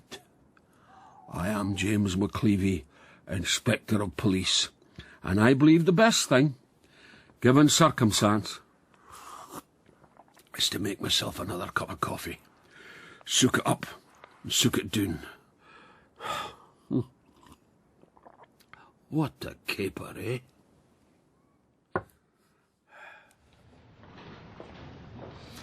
McLevy, do my eyes deceive, or is this you early for work? That's me, Lieutenant, fresh as a daisy. You don't look it. Sometimes sleep evades me. Is there a reason? Coffee. Last night, after my labours at the station, I walked the harbour to observe the progress of the West Dock. Rejoicing. I beg your pardon? At the progress. I take civic pride, yes, but, and this is the point, I was accosted 3 times. Maybe you look prosperous. Cheerful, even. I am neither cheerful nor prosperous. And in every corner, beggars of all shapes and sizes. Broken homes. These wynds were filthy slums. Better than nothing. If it had been Chief Constable Craddock thus accosted, I shuddered to think. Shudder, right enough. Inspector, oh, there's a surprise. I can rise with the lark, Mulholland. With a bit of encouragement, I'm sure that's possible. We have a dead body on our hands, sir. Murder? Time will tell. Where is this cadaver? The morning patrol. They report a discovered corpse in the foundations of the new docks. Oh, could he not have died elsewhere? Just about to dump a load of filling stone, one of the workmen saw a man's arm sticking out. Otherwise he's buried out of sight, eh? True enough. Head crashed in. A blow, maybe. Or if he fell from the height of the harbour up there. Uh-huh. Notice anything? Nothing you haven't seen yourself. This way, Mr. Fleming. Mighty as if I don't have enough in my hands. Gentlemen, George Fleming at your service. Are you in charge here? I oversee the whole works. That's nice. You know this man, sir? I'm afraid so. Alec Renfrew. Good riddance to bad rubbish. Could you explain that, please? One of my foremen. I was about to sack him. Heavy drinker. I'll wager he had a skinful fell off the quayside. You're not overcome with grief, sir. We have God knows how many accidents. Just part of the job. You'll collect the body, I take it. Unless it walks by itself. As soon as possible would be appreciated. Any official inquiry you may address to Mr. Douglas Spencer. He has the grand design. I'm just the man that gets things done. Hey, back to your jobs, a lot of you. And remember, I am watching you. Nice fellow. Isn't he just? Something on your mind? There's a wee thing here that bothers me. To do with blood? To do with blood.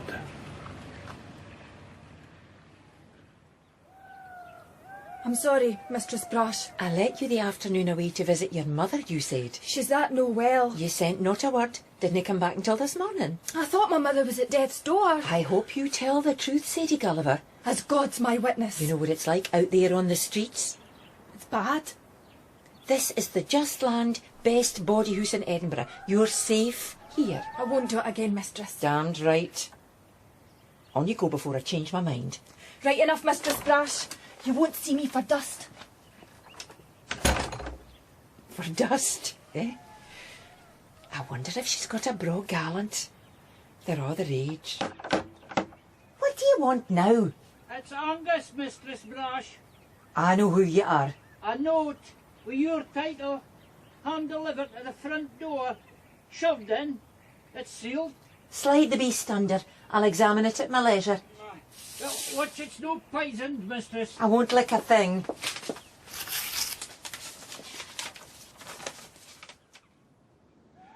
Jeannie, I'm wondering if we should meet up late tonight at the halfway house. I've run out of coffee. James. My God, he's even signed his name. This is damn near a proposal. Angus! Aye, mistress? Make sure the coach is ready. I'll be going out later tonight. So, what do you think, sir? There's a dead body on the slab, head caved in, by all accounts an accident. But Mulholland tells me that you harbour misgivings. The man bled profusely. You can see it on his clothes, skin, and yet... No blood on the rocks nearby. No fragments of bone, nothing. Such as might lead to the conclusion that he died somewhere else. And if so, why move him? Unless you are covering up something. Bury him deep in the foundations, no questions asked. Still could have been an accident. Or it could have been murder, sir. Oh, one day my life will be simple. And here's a wee thing. I didn't see it for the dust and muck, but now, an outdoor hand, burnt rough in all weathers. That is self-evident. But see, a band of white skin on his finger. Could well have been a ring. Right enough. Removed, but left its mark. Robbery? With homicide thrown in. All surmise, as is usual with you, McLevy. It demands further investigation. Oh, surely, Lieutenant. A great deal of time and money has been invested in these new docks. Powerful body of men are on that civic committee. Our own Chief Constable, for instance. There's a public meeting tonight, and Murray Craddock dislikes us quite enough as it is. It will require a delicate touch. Sure enough. I'm your man. Is that a joke, Inspector? Tomorrow morning, I'll be ready to go. Providing you get enough sleep. Eh? You're forever complaining about broken slumber. Oh, true enough, sir. As my Aunt Katie says, a man who's up all night lacks pith in the day, a trembling leaf where once stood a mighty oak. And in conclusion, ladies and gentlemen, I would just like to say how much my wife and I appreciate the welcome and hospitality we have received from the city of Edinburgh. Amelia hails originally from Glasgow, though you'd never guess it to hear her speak. And as for me, a civil engineer, Newcastle born and bred, I wonder you let me across the border. But make no mistake, I shall bend every sinew, strive every waking moment of the day to realise our grand design. These two new docks will enable reception of a depth of tonnage far beyond the existing capacity, and therefore bring great wealth and commerce coursing into the port of Leith. Not one penny will be wasted, and the outcome, a flood tide of prosperity and success. You have my word upon it.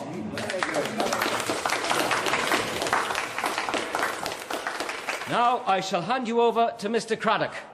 Thank you, Douglas. It's both an honour and pleasure to have chaired this meeting. Now, before we move to the reception area, where you may partake of some light refreshment, we have time for a few brief questions. Are there any? No. Very well, then. How much is this going to cost? Oh, and you are, sir? John Armour, the Leith Herald. Many figures quoted. What's the real price? A matter for accountancy. It's a loan. Loans have interest.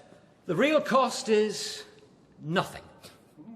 I believe a sum of near £100,000 has been released by the government on the security of dock dues, but this will be recouped tenfold when the increased trade flows in, an unstoppable tide. What about the other cost? Inspector McLevy, is it not? You've destroyed many of the old wines.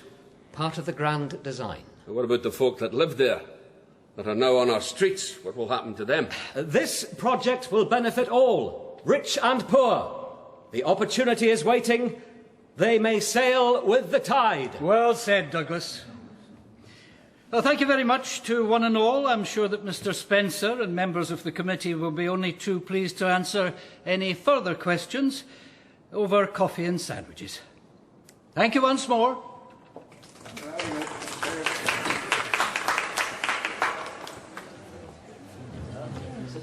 That your idea of delicacy, McLevy? Entitled to ask a question.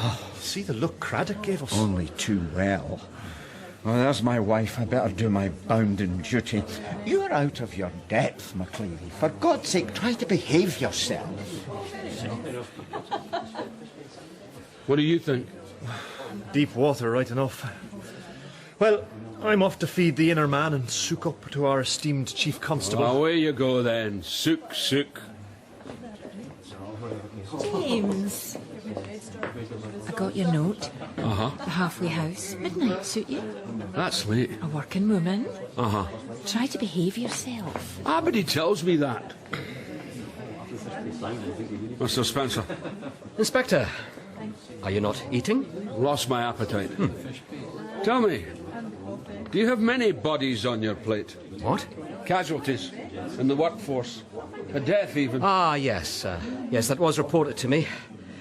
It is inevitable, however, to be sincerely regretted, but men suffer for the greater good. Now, you must excuse me. Greater good? So, that's what I've been missing.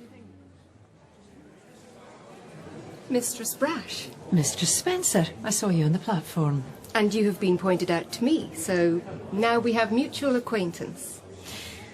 Your husband seems to be making his mark on Leith. Master of all he surveys. A famous figure. As you are yourself. I've heard you spoken of many times. You intrigue me. Why is that? A woman of your intelligence. How she ends up a body housekeeper. This is terrible coffee. I must agree. Mine is a vast improvement. I'm still intrigued. It's a long story. I may last the course, with the aid of better coffee. Shall we meet? 2:30 this Friday afternoon. Mark you, I am not well used to the workings of... A body house? It's a quite enough time, though you can never be sure. It's a matter of supply and demand. 2:30, the Just Land, then. You know the name? I've passed by the gate a few times. Amelia, come and meet Mr. Peabody. The master's voice. À la prochaine, Mistress Brash. Till next we meet, Mistress Spencer. These sandwiches are manky. Wait till you taste the coffee. Anybody looking at us? Only half the room. À la prochaine, James. Eh? Oh! God almighty! What a hellish brew!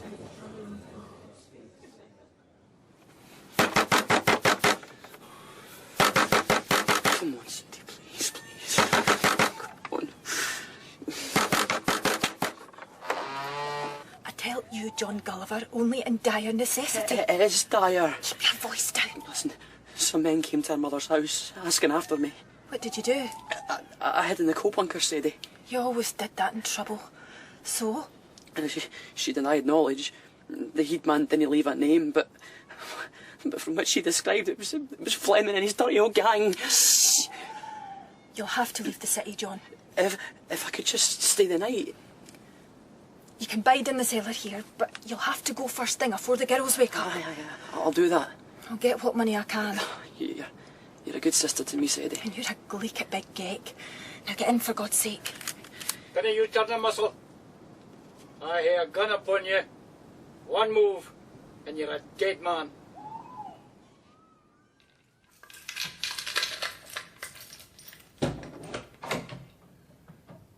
Jeannie, where are you? Where do you think? Oh, aye, right. What took you so long? I thought I was being followed. Oh, for God's sake. I had to double back. Who would follow you? Mulholland has a sleek look about him these days. You're forever saying that. Come to bed. Why? Right. One of his eyes keeps closing. A bee sting. No. Oh, this collar's too tight. Well, take it off. What were you talking about to that Spencer woman? I'm not rightly sure, but she's coming to visit me. At the Just Land? Uh-huh.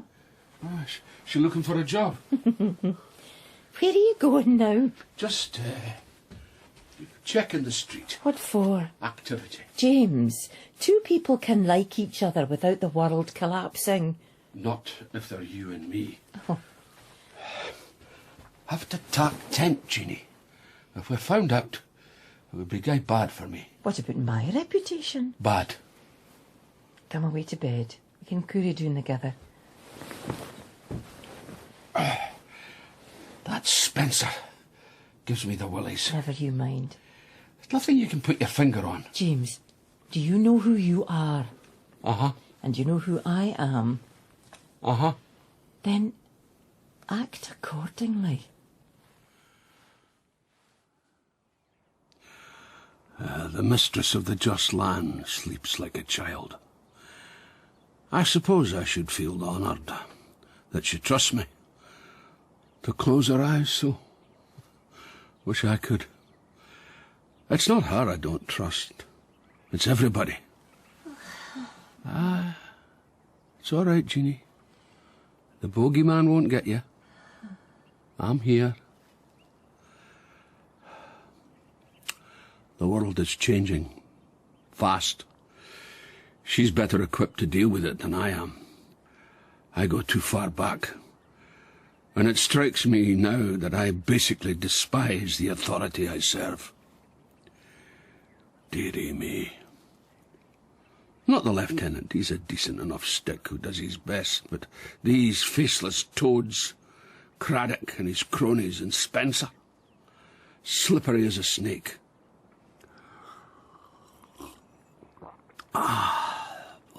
This is a fine brew. Where there's life, there's hope, eh?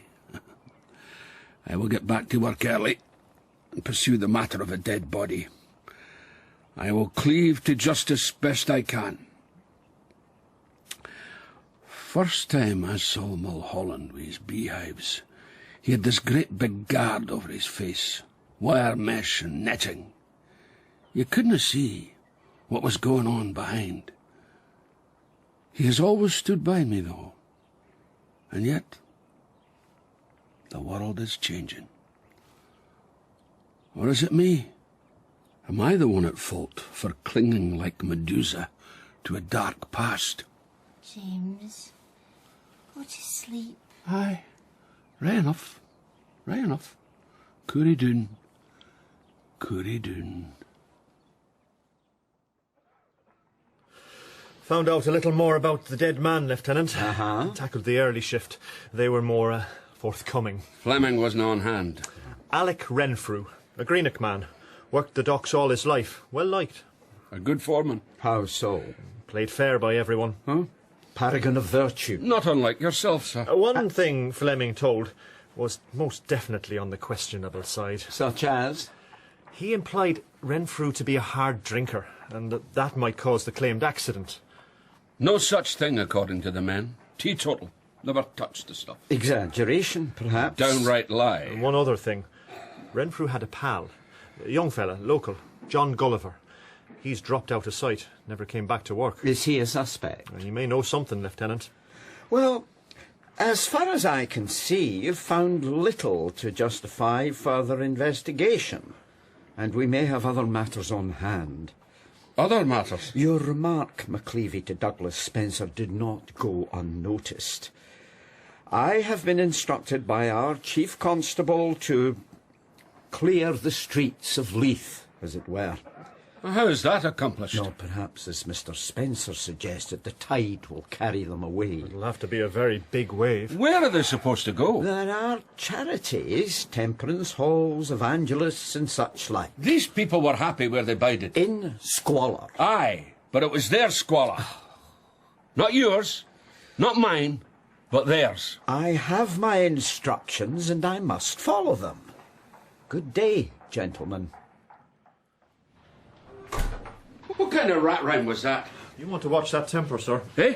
It might burst the banks. Whose side are you on, Mulholland? Like yourself, Inspector. Smack dab in the middle. Inspector McLevy. What is it, Valentine? A note left for you at the desk. It smells nice. Give it over. Go away.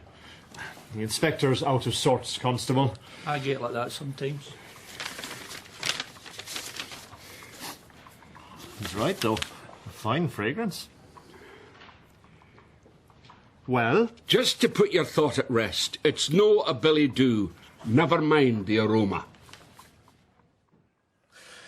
So, Mr. Gulliver. Angus caught them last night. Just stabled the horses after he dropped me off at the halfway house. This is getting too domestic. And go easy with the perfume. What? On your note. I'll drag it through the midden next time. What happened that night, John? Well, I'm not rightly sure. It's better if your brother tells the truth, Sadie. If you say so, mistress. Go ahead, John. It can only get worse. Well, Mr. Renfrew, what he suspected, that somebody was stealing best stone, oak, wood, all the expensive material. They were locked up like, but... Someone had another key, eh? Theft and corruption. Mr. Renfrew hated that. Go on, please. Well, he asked me to wait with him one night as witness. The only one treated me decent. The rest just laughed. Why was that, John? My brother's strong in body, mistress, but he's a timid soul. Always has been. So I said yes. And we waited.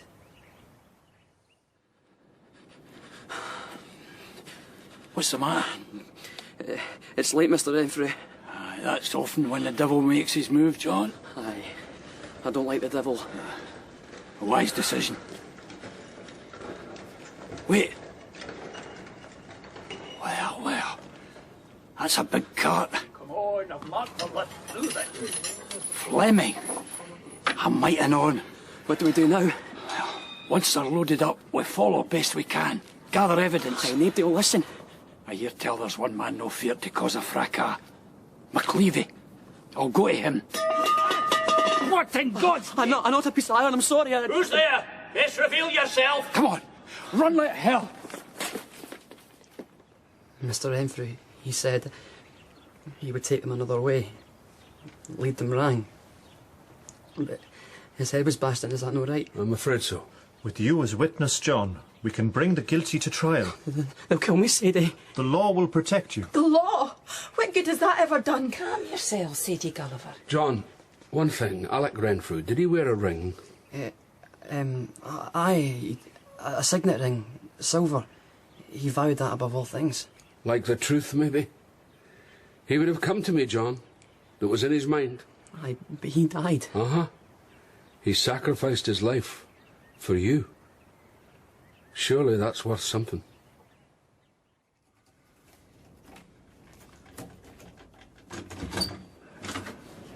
We're no better than burglars. All in the cause of justice. These lockpicks are criminal implements. Not in the right hands.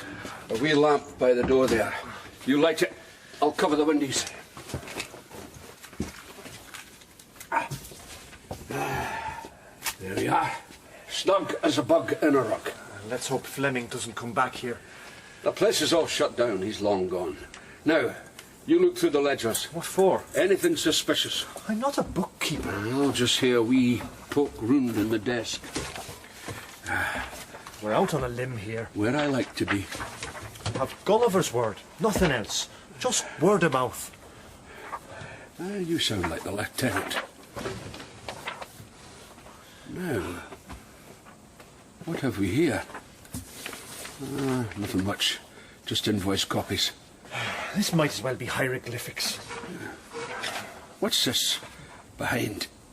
Oh, another wee drawer. Well, Well... What is it? A signet ring. Silver. Inscription at the back.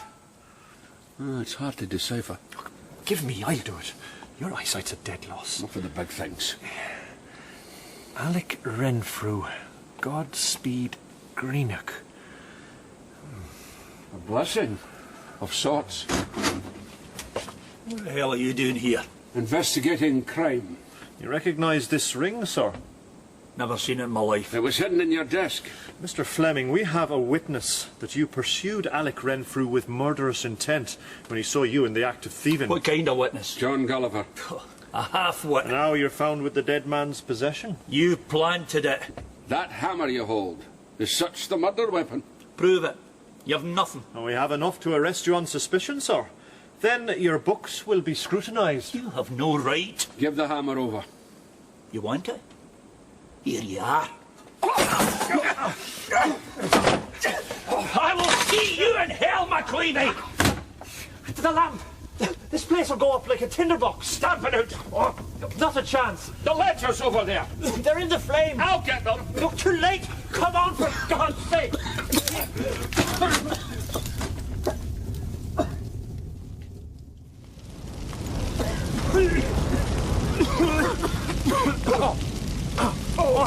Oh, thank God it stands alone. The fire won't spread even with this wind. Where the hell's Fleming? He's gone. And he knows the docks too well. We'll never catch him. There goes the evidence. Up in smoke. Just like bonfire night.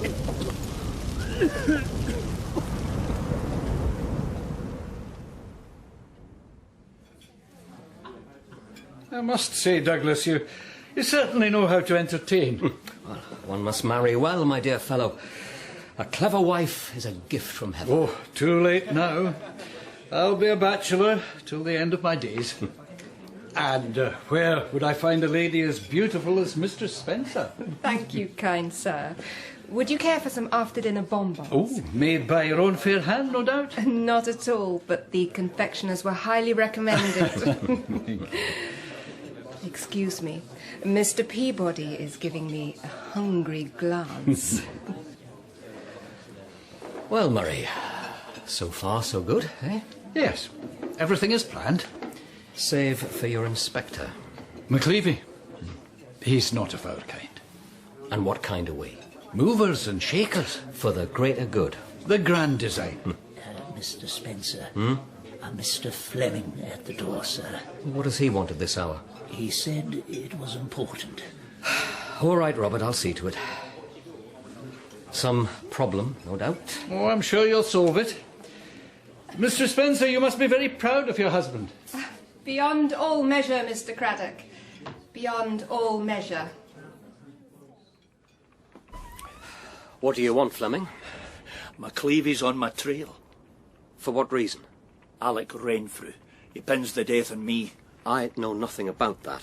I need to leave this night. Why have you come here? Alone. Just like the government. That's ridiculous. It's worth your while, sir. And what do I gain? Silence. Silence is golden, eh? I will try to help. It's just a loan. How much?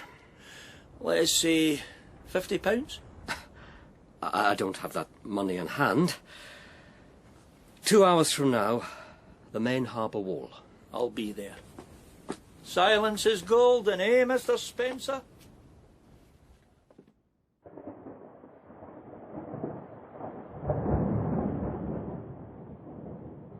We searched other building sites, and then the dockworks, but it was as Mulholland feared. Fleming knew the terrain too well. To sickle us further, the storm broke, and the rain sheeted down like the Last Judgment. Nothing can chill to the bone like Edinburgh rain. I got home like a drookit hen. The landlady made me a hot toddy. Very nice of her. Not coffee, though. Coffee reminds me of Jean, and Jean reminds me of coffee. The next morning we found Fleming. He was there, but not quite the same. floated in on the tide, Lieutenant. An old man with his dog found him. Could be a simple drowning. Could be. Suicide? Not the type. Accident, then. A deep gash by the side of his neck. Rocks, perhaps? A wild storm last night. Well, I've tramped up and down both ways. Nothing but seaweed and dead jellyfish. How do you know they're dead? Turn yellow and shrivel up. That's nice. Aye, could be an accident. The harbour wall is close to hand. If he hid there, perhaps, and the storm took him? What do you think, Mulholland? His hammer's missing. One of the things I was looking for, Lieutenant. Fleming carried it in his belt, blunt at one end, beveled edge to the other. The edge would fit nice into that big gash. He doesn't have it now. Fallen in the waves. Uh-huh. That's one explanation. Lieutenant Roach, received your note. My God, how dreadful. Couldn't have happened to a nicer man. What? George Fleming was a deep suspect for murder. And was stealing from the very resources he was supposed to husband and protect. That's not possible. It would seem so, Mr. Spencer. But I put my complete trust in Fleming. You were mistaken. We've worked together these many years. And he's been lining his pocket these many years. The man came to see me last night. Looked to borrow an amount of money. To flee the country, no doubt. What did you do, Mr. Spencer? I refused, of course. He turned on his heels and left. I should have watched where he was going. My God. How did he die? It is my contention an accident. Evading pursuit. Perhaps a blessing. How so, sir? Well, had he been brought to trial, think of the scandal. I'm sure Murray Craddock would agree. For the best. It has happened for the best. As you say, Mr. Spencer, it has happened for the best. All the way round. A superior brew indeed. I like to think so, Mistress Spencer. Emilia. Emilia. So, there lies the just land. In all its glory? It appears very accommodating. I can give you a guided tour. Not at this moment, thank you. So, when I asked you how you came to be mistress of a bawdy house... A long story, I said. Parts of it not for delicate ears. Like mine? Like most people. Do you mind if I smoke? Not at all. Thank you, Mistress Brash. Jean. Jean. Russian. Black. A little vice about which my husband knows nothing. Like so many little vices. Your husband said you were born in Glasgow. Yes, but we moved early. To Newcastle. My father hailed from there. Your mother was Scots, then? She died when I was young. My father married again. I did not like his new wife. How did you meet your own husband? My father taught engineering. Douglas was his star pupil. I stole him away.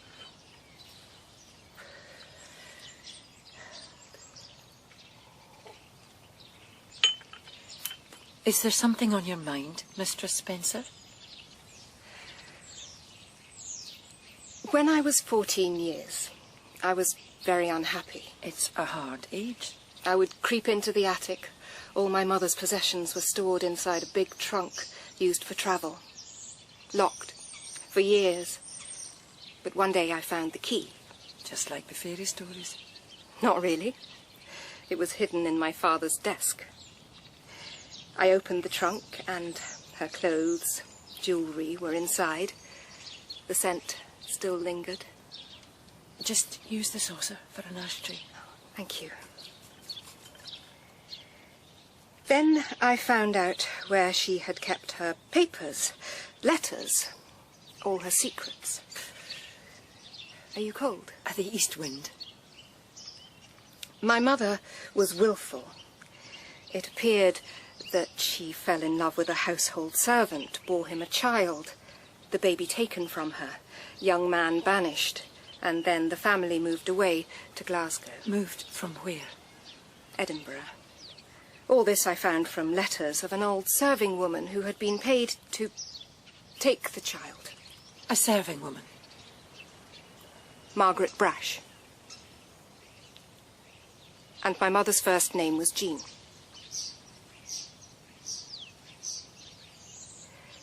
Then the letters stopped. Margaret died, a heart attack. I was also 14, as I say, a hard age. Were you left alone? Not for long. What happened to the letters? I burnt them. God almighty, why? I was jealous. She loved you more. She never knew me. We never had the chance. From Margaret's letters, it was obvious my mother loved you. Her firstborn, her lost child. Lost? Oh, I was lost, all right.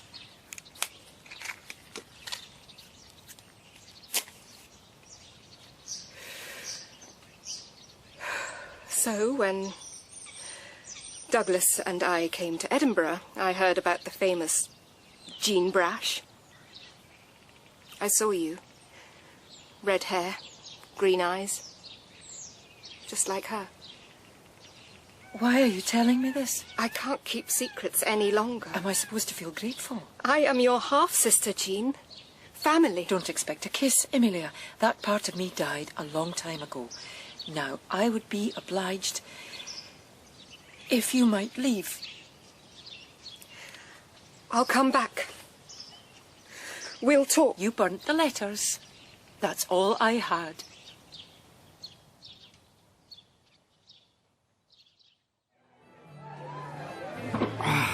What do we hope to gain here? This is where the navvies come to forget their cares and woe. And get blind drunk. My bees didn't like that storm at all. Buzz. One thing about Spencer that struck odd.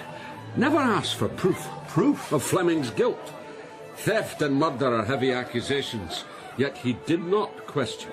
Took our word, or would ask later. Or already knew. A long shot. And it still does not explain what we're doing here. Where is he?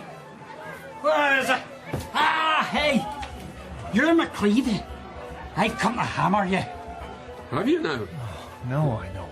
You're looking for a fight. Not at all. Hammer me. Or buy you a drink. Take your pick. We'll have the libation. You done us a favour, McLevy. Nailed that swine Fleming. Mind you, just get another swine to take his place. The way of the world. Nah. Tell me, how was he on his feet? Eh? Fleming. Oh, he's like a bloody mountain goat. Number of times we tried to dunk him off. No chance, eh? Nah. So even in a storm he would not fall? Eh? From the harbour wall, for instance? Oh, as you say, not a chance. How did he die then? Oh, well, that's your problem. Now, drink or a fight? Let's start with a drink. We had our dram, and then Mulholland pulled me out of there before further mischief could occur. Dearie me. I wish I could shift this feeling of foreboding and menace that plagues me like a poison in the blood, as if I'm being strangled by forces beyond my control, the very air I breathe sucked away by some monstrous, greedy mouth. Alec Renfrew's death has been avenged to a certain extent, but I'm not happy. Too tidy. I like a guddle, because in a mess folk lose control, and when that happens, the truth can make a run for it. George Fleming died right on cue, and now the authorities can wash their hands like Pontius Pilate. But I'm not happy. I have Alec Renfrew's signet ring here. I'll give it to the Gulliver boy. Jean and I forgot to arrange our next meeting. I walked past the halfway house. It was dark and closed. I can't go and stand at the woman's garden throwing pebbles at the windy. That's ridiculous. So I shall have to thaw my seclusion and wonder if she's suffering the same. That's the trouble with affection. It leaves you bereft by its absence. I doubt Jean feels bereft. That wouldn't have become the mistress of the just land.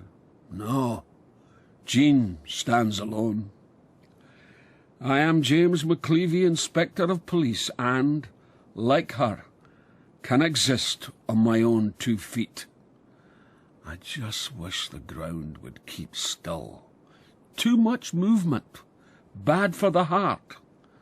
And the heart can be shaken, then into pieces, broken.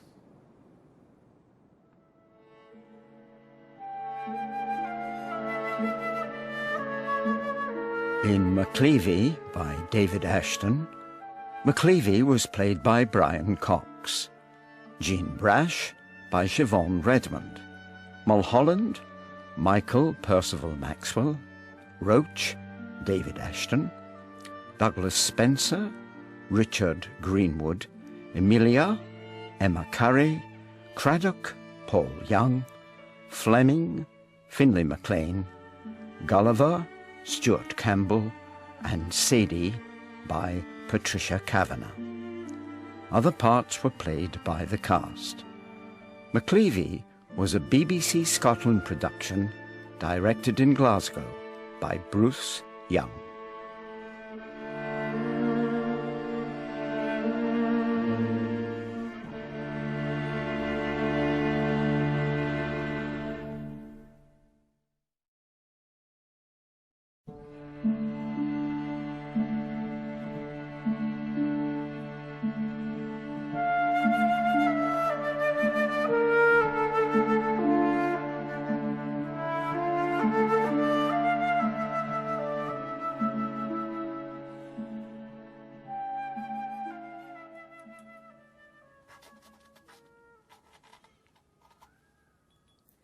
James, this is a letter I did not expect to write, nor will you ever receive it. Yet how else can I talk to you? Not in the flesh. I could not look in your eyes. It would be too naked. So here is a mystery which I cannot ask you to solve. A woman has entered my life and claims to be my half-sister. It appears I may have family. What a predicament, eh? It seems my mother was, as they say, of good stock, but fell in love with a serving man and had his child, me. The family moved from Edinburgh because of her shame, and I was left behind. Margaret Brash, an old serving woman, received a sum of money to look after me for a while. She wrote to my mother during that time. The letters were burnt by my half-sister. A mystery, eh? My mother married decent and had another child named Emilia. That is the woman's story. Mine is that Margaret did indeed look after me for a while, but drank heavy and died sudden. I was thrown into the streets, too young to defend myself. By hook or by crook I found my way to what I am now, Jean Brash, mistress of the just land, the best bawdy house in Edinburgh. Now past and present are battering hell out of one another. Emilia is the wife of Douglas Spencer, a man whose great works are ripping Leith apart in the name of the common good, and a man I know you do not admire. I'm sitting up in bed, writing. The light has not yet broken in the sky. I wish to be at the halfway house, listening to you snoring like a grumpy. But I cannot see you until I have this clear in my mind. I am a private person, not unlike yourself.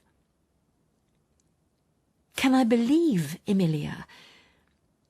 I have guarded my heart so long, and now I am shaking inside. Hope and fear.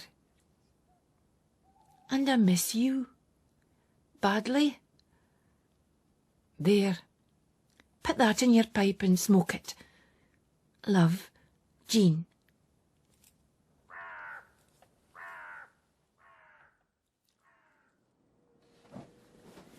has to be here. Somewhere. Oh, come on, you're not that clever, Mr. Fleming. Where would you put them? Haven't you yet? Oh, please, God, where are they? Oh, yes! Oh, God is good. What's going on in here? What are you doing? You don't belong in this room. Not a bit of it. Out of the way. I'll not budge an inch. Go, for God's sake! Oh! Oh! Help! Murder! I've been slaughtered where I stand. Oh. Ach, this is just terrible. How is a man supposed to sleep in that bumpy bed of mine? Mind you,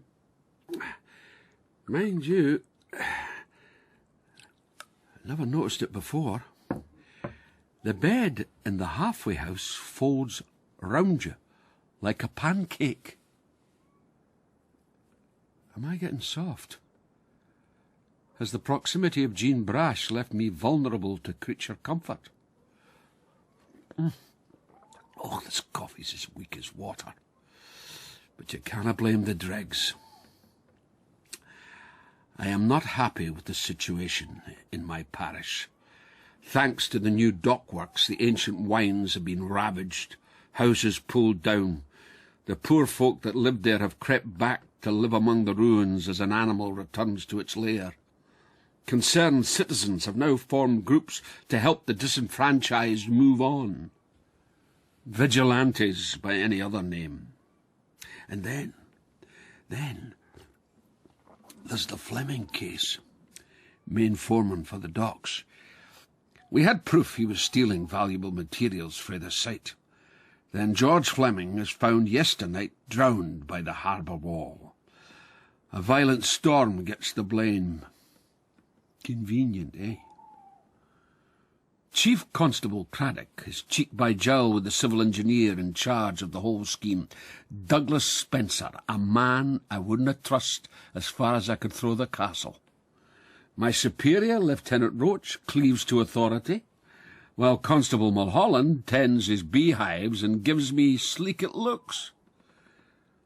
Does he suspect Jean and I to be more than just companions in coffee? And now she's avoiding me, as if I had the ripples. I am James McLevy, Inspector of Police. What have I done to deserve all this? What a scunner. I'm not stirring, Mr. Dromby. Time to waken them up. So what do we do? Try not to break any bones. Women and children there? Do your best, Donny. They have no rights, no claim. They'll have to take their chances. You all muffled up, boys? Aye. Nearly done. Cock-a-doodle-doo! Check their backsides and don't be sick!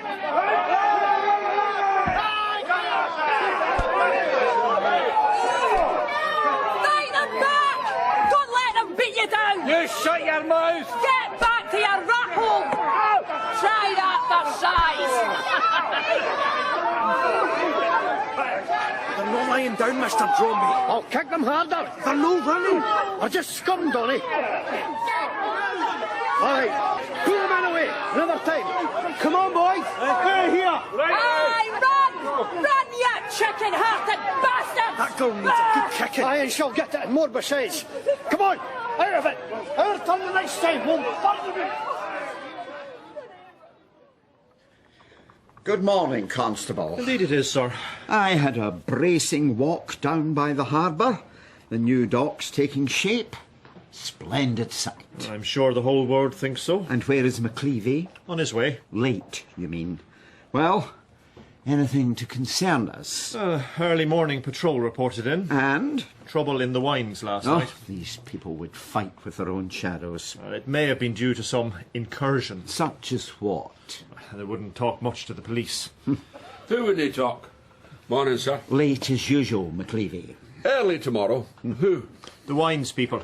A fracas last night. Vigilantes, Dromby's mob. Baxter Dromby leads concerned citizens who wish to help these unfortunates. The other day, did they not get rotten eggs thrown at them? And offered no hint of violence. They are respectable folk. During the day, but everything changes with the night. You should know, sir. Dromby doesn't have the brains to organise this. A butcher, is he not? Other fingers in the pie. As usual, you have no proof, McLevy. Are you three doing something? I beg your pardon, madam. I've been assaulted. My clothes ripped and ruined. My poor lodger's room ransacked to hell. Who is this lodger? Fleming. Mr. George Fleming.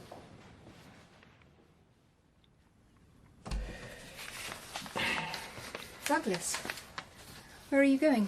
Work, my dear. Where else? You didn't come home till late. Busy day. And you left so early yesterday. I had to identify a dead man. Who? George Fleming. But did he not call at the house the night of the party? Yes, looking for money. Sent him packing. Hand me my briefcase, will you, my dear? When will you return? I have my duties, Amelia. There are other duties. Such as? I am your wife. And I am immensely proud of you, my dear. I'll try to get back at a reasonable hour, but I am at the mercy of circumstances beyond my control. As are we all. Ripped apart right enough. Aye, but did he find the object of desire? Broke that lock. Cost me a fortune. Did you get to look at the man, Mrs. Riley? The light was evil bad. But you saw him? Somewhat. So, what did you see? Something in his hand. Such as what, Mrs. Riley? Papers. What kind of papers? I wouldn't know. Official? I still wouldn't know. This carpet's seen better days. You want to talk? The man. Might you describe him, please? Skinny enough. Was he taller than you? A whole head. Had a suit. Black. Or maybe dark blue, I think. A suit? That's not usual for a thief. Well, they come in all shapes. Anything else? Hair colour? Ginger. I could swear it was ginger. So you'd recognise this fella if you saw him again, ma'am? If you saw his face? Hard to tell. Too fast. There might be a reward. I might get my throat cut. Did Fleming have any visitors? Nary a one. Not even a woman. Oh, he was an ideal lodger.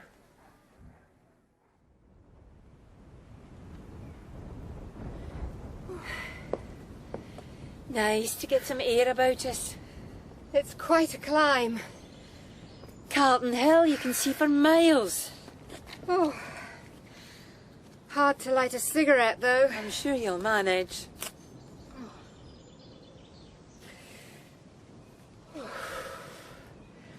That's better.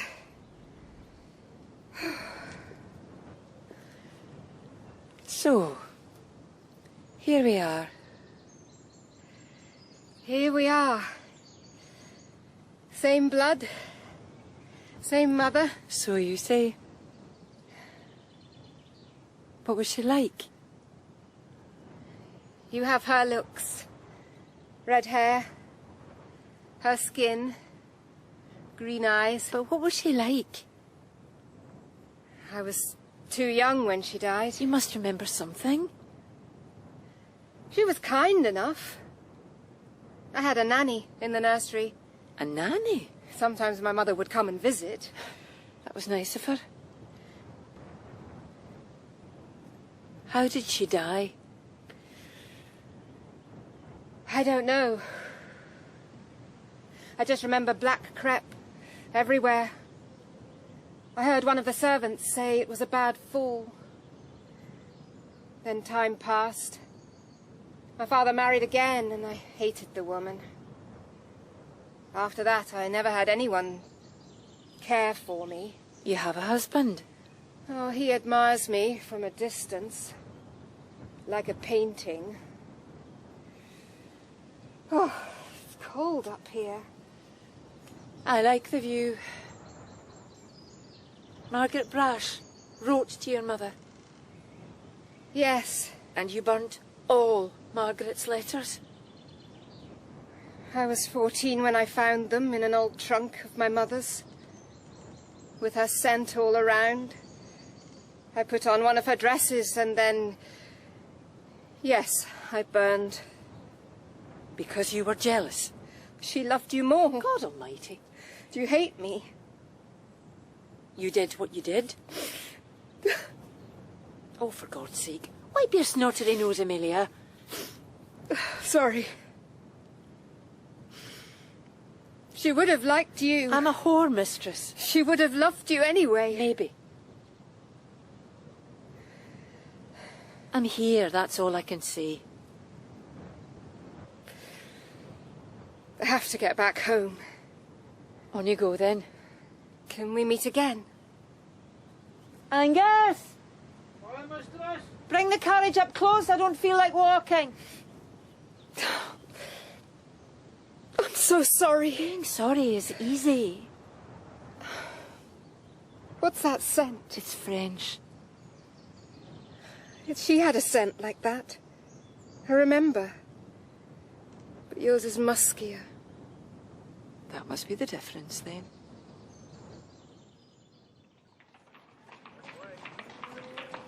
Papers on his hand, eh? According to Bridget. And it suited everybody when George Fleming died. Now his room is ransacked. What did he know? What's being covered up? Everybody hides something, sir. What's that supposed to mean? It could even be personal. Eh? As opposed to what you'd like it to be. Such as? Connect it all into the docks. Corruption in high places. You'd love to nail them. Are you suggesting I'm prejudiced? I have an open mind on it. Your allegation. Well, there's a sight for sore eyes. Our esteemed Chief Constable. And Lieutenant Roach. Getting their ears nipped by the sound of it. Will it take a dead body? This could be a mere pretext. Ah, go to hell. Aye, Bella. Looking for a rammy? This pair think I'm deficient. Yeah, bring it on yourself. How so? Your people wouldn't talk to the patrol. That's because I wasn't there. Where were you then? Collecting. Collecting what? Some folk support us. They give money.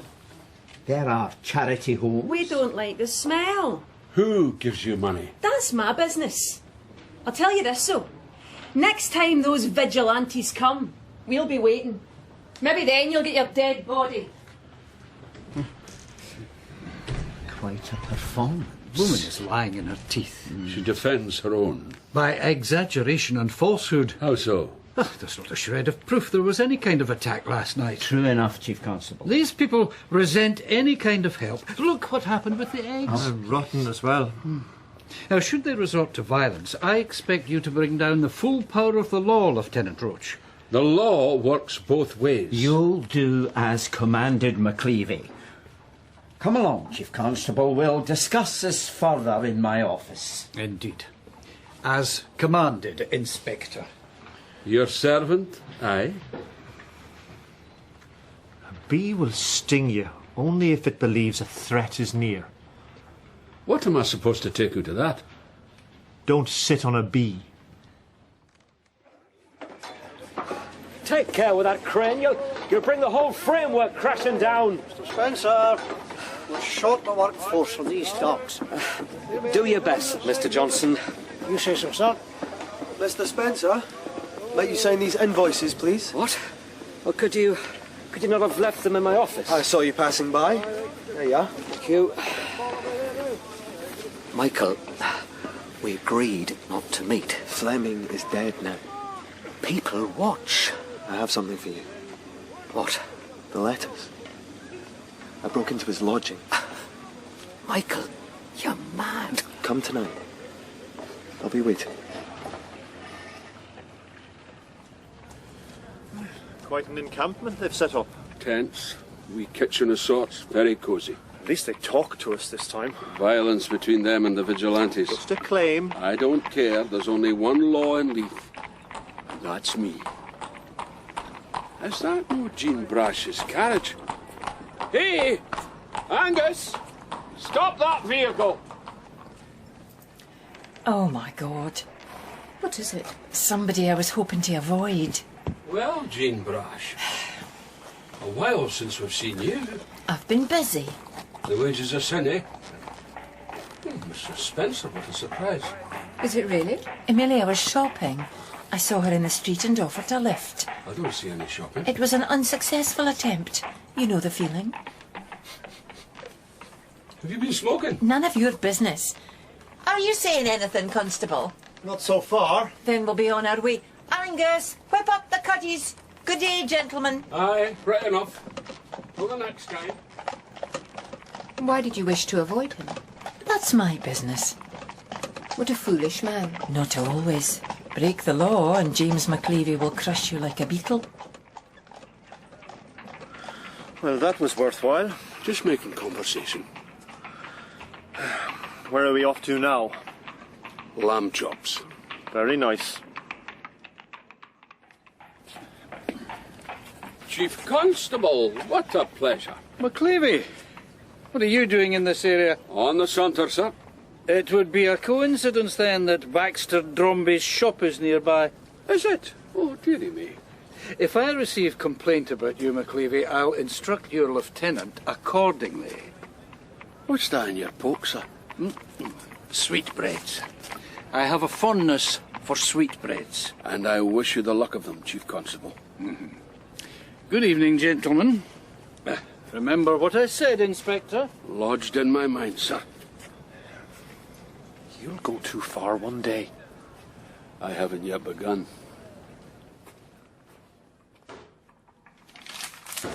There you are, madam. And I'm sure your husband will enjoy those sausages. Let us hope so, Mr. Dromby. I'm minced the pig myself, madam. Oh, how interesting. Good evening. Good evening, madam.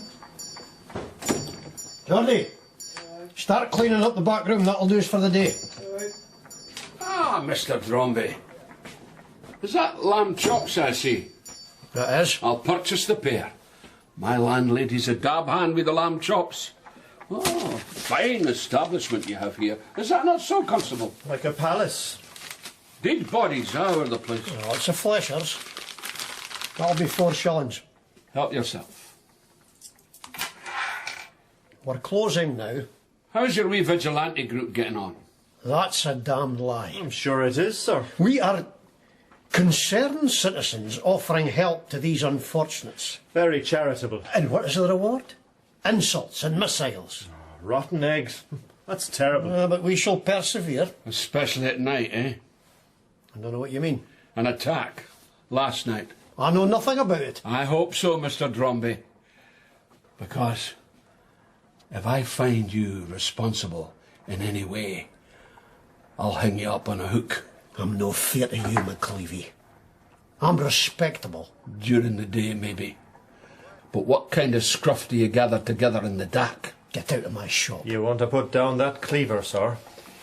I cannot wait to sink my teeth into these chops. Go to hell, McLevy.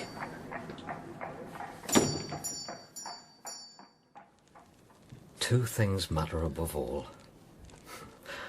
One is my work, and the other, your affection. I long to see you again. Deepest love, Douglas. There, the last one. Up in flames.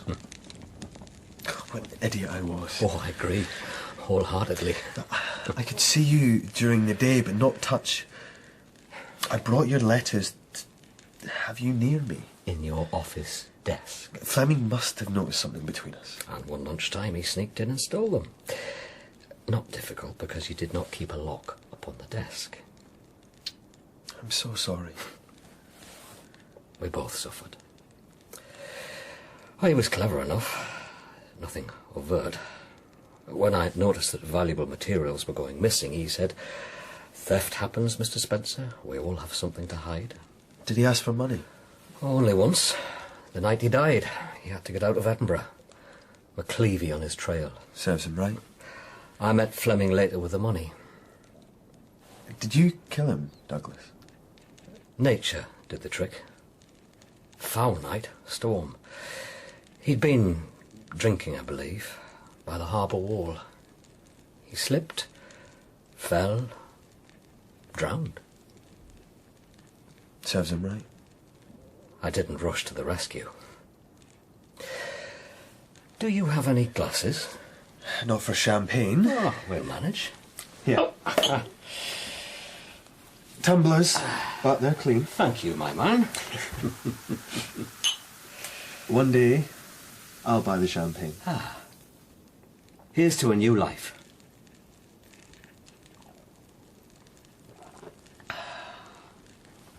How long can you stay? Long enough. There are times in life when you feel like everything's hiding behind a window and it's all steamed up from the inside. All you can see is a cloud. You press your face against the glass, folk are moving in the mist, yet you cannot make out their faces or the actions that they take. What's she doing with the Spencer woman? Jean would hardly look at me. Well, if she's in the huff over something, I'm damned if I know what it is, and that's fine by me. And what about the drowned body of George Fleming? Big gash on the neck. Lieutenant Roach thought rocks in the storm jagged, but it could have been a blow. Sweetbreads. Dromby is an idiot, but who supports him? It would suit authority in the Docks Committee in particular to clear the wines. I wouldn't be surprised if that sleekit bugger Spencer has his finger in there somewhere.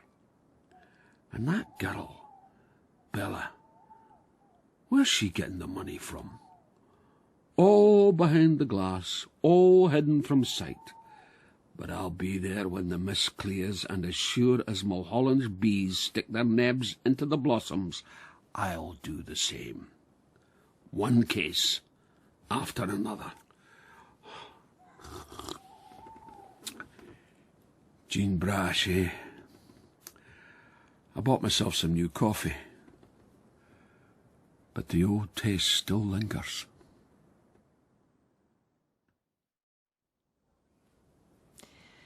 James, here's another wee letter you won't get. Sorry I was so nippy, sweetie, in the carriage, but your big ball face was the last thing I wanted to see. I feel cut in two. What I could have been, and what I have become. Are you the same, I wonder? I'm not ashamed of myself, but there's a dark, deep hole that will never be filled. Listen to me, the sensitive flower. But that's how it is. Emilia, is there a bond? I don't yet know. I'm like a shipwreck. I'll try to get some sleep. Take care of yourself. Jean. They tried to set fire to the tents. I could see that. Where the food was stored, but right beside the families. Women and children. You did well to stamp it out. I smelt the smoke. Gave a shout. Everybody pitched in. You glimpsed the men? Ugh, long gone. But one wee boy had got up for a driddle. Is he all right? Could doon. Hid himself. He see anything? They were hooded up, but two of them stood just where he was lying. And? Big tackety boots and moleskin trousers tied in with string. That's what the navvies wear. On the new docks, like a uniform.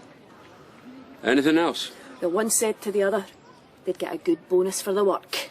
That's nice. I never expected it to go this far. What happens when you ignore the law? We'll deal with it, one way or the other. Well, you boys stop battering each other. These ways would drive you mad. Attacking women and children, eh? That's not very heroic. Not at all. But it's all for the common good, Mulholland. For the common good. Mr. Steen, could you please find me the bills from the Craig Miller quarry? Certainly, Mr. Spencer. Here's the first batch. Good. You'll go far, Mr. Steen. That's my intention, sir. William, fetch me the rest of the Craig Miller accounts. All right. You have everything to hand. I'll try my best, sir. Mr. Spencer, a word with you. Certainly, Inspector. I'm sure you recollect destroying some of the old wines. That was the committee's decision. The folk wouldn't leave. That was their decision. But it must be a nuisance for you, sir. It will be solved. Solved? Aye, but how? I'm not sure what you mean. They were attacked last night, again. That's dreadful. Isn't it just? The women and children, tents set on fire. I'm sure you'll find the culprits. Culprits? Oh, I'll find them. That's my job. We have a description of the men. And it fits well with that of your own navvies. What are you implying, exactly? Your men may well be connected to this brutality. I know nothing about it. You're in charge here. Who observed these men? A young boy. Did he see their faces? They were hooded up. And he saw nothing.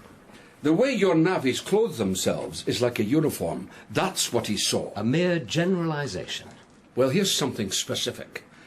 If I find any of your workforce to be connected with this, I'll throw them in the jail and hammer at them till I find out who's behind all this. And then I'll bring them down, no matter how high. How dare you speak to Mr. Spencer like that? Back to your pen and paper, sonny. It's a disgrace. You heard the Inspector. Sit down. It's all right, Michael. I am perfectly capable of fending for myself. Let us hope so, Mr. Spencer. I'll be seeing you. Could have been a nasty business last night. Women and children. My conscience is clear. Then you have nothing to worry about, sir.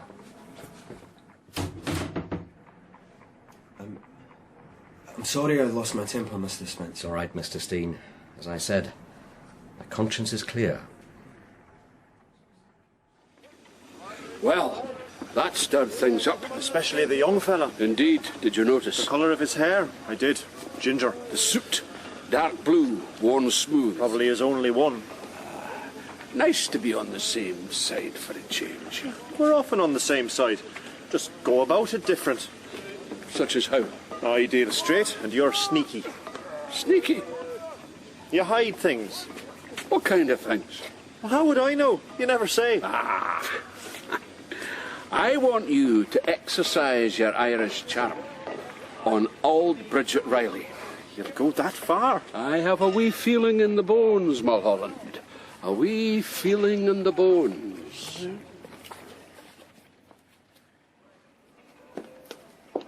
What a terrible odour. The lack of drainage. I was raised in wines like this. How dreadful.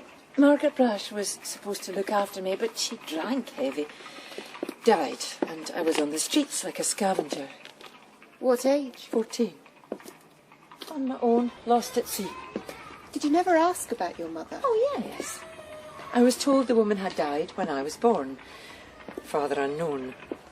What happened? I ended up property of a man named Henry Prager. Property? Plaything. Then I graduated to mistress. Jean, I'm so sorry. Evil swine. But one night, he got into a fight with a young constable, James Mclevy. Prager had hell battered out of him. Never the same man. Died just after. From his injuries? Some people say arsenic. He owned a low body house I inherited. And now I am mistress of the just land. Like an adventure? No.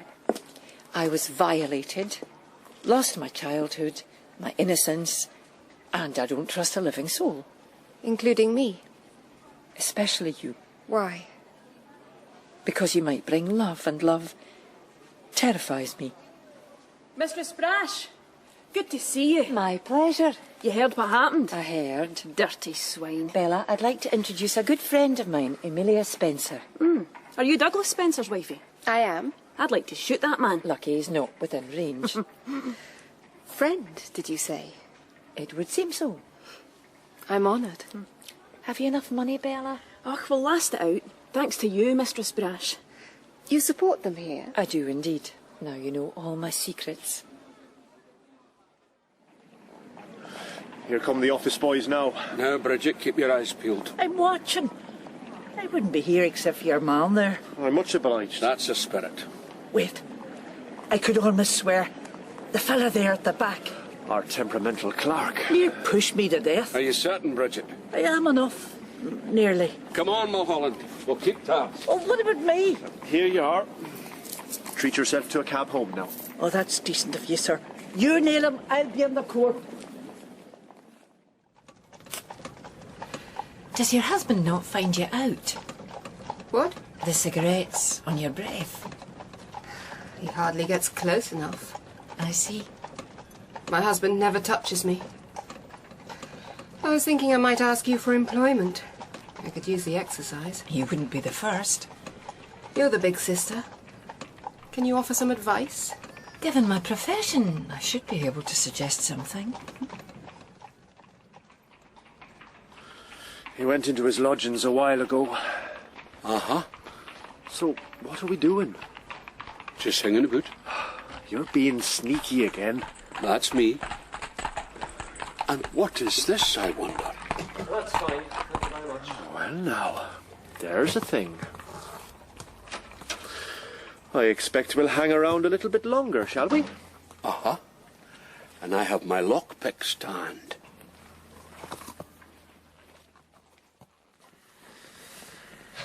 One day, I shall have a proper bedroom. I don't mind. But I do. I want more. Have some champagne. I don't mind if I do, sir. Good evening, gentlemen. God almighty! Well, gentlemen, you seem to be in some disarray. You better don your vestments. Could be a long night. This is hellish. Indeed. Steen collapsed under question. He admits the robbery and the cause. The cause is the damned problem. He and Spencer were bedfellows. George Fleming found out, used blackmail. Steen broke into the lodgings to take back some incriminating letters. Love letters, no doubt. Well, they're burnt now. I'm sure we have no wish to see Spencer prosecuted because of his predilections. I could not care less, but it will all come out at Steen's trial in any case. And there's one other thing. Spencer now admits meeting Fleming at the harbour wall the night he died. Claims the man fell because of the storm. No proof one way or the other, but I'm afraid it might warrant investigation. What a mess. So, what do we do, sir? Keep Steen in custody. Release Spencer. He can return for formal questioning at a later time. The man has a lot on his plate. Not the only one. I have to tell Chief Constable Craddock about all this. What about you two? Oh, we have a wee thing on our plate as well. Have you not done enough damage for the day? Not quite, sir. Always room for one more.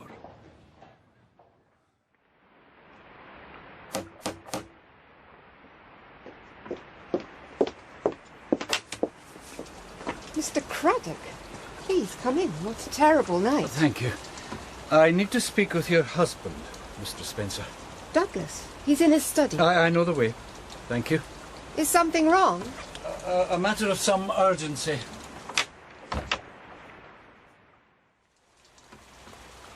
Right, boys. This night, we end it. Rip the tents apart. Leave not a shred. See how they like the weather, eh? Tonight, we clear them out for good. No mercy. No prisoners taken. Lieutenant Roach has informed me of your predicament, Douglas. I am so sorry. I expect you are. You're also released. Released? From your contract. I beg your pardon? You no longer exist. What? As an employee. When the Civic Committee hear this regrettable news, it'll be a unanimous decision, I can assure you. But what about my grand design for the greater good? Oh, someone else will be found. There's always someone else, is there not? A great shame, Douglas. Your wife is such a pretty woman. My life will be ruined. I would imagine such to be true. You may thank James McLevy for that. I'll leave you now. You must have a lot on your mind.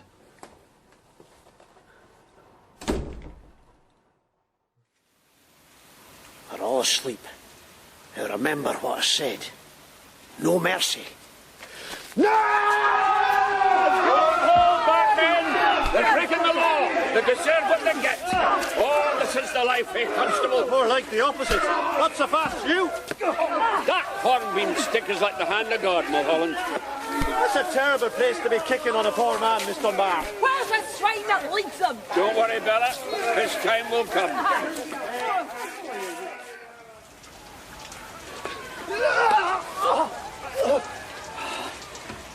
Dirty swine tricked me. I'll beat them yet. Going somewhere, Mr. Drumby? You may be sore mistaken about the destination. Go to hell! I was hoping you'd try that. Now, get up if you will, sir. And don't be making an idiot out of yourself. I'm going to be sick. Not over us, sir. You assaulted me. A respectable citizen. Now, you listen to me. You're going to the cells, Mr. Drumby, and you'll whistle me up a wee tune. Who's been supporting your activities? And you better sing like a linty.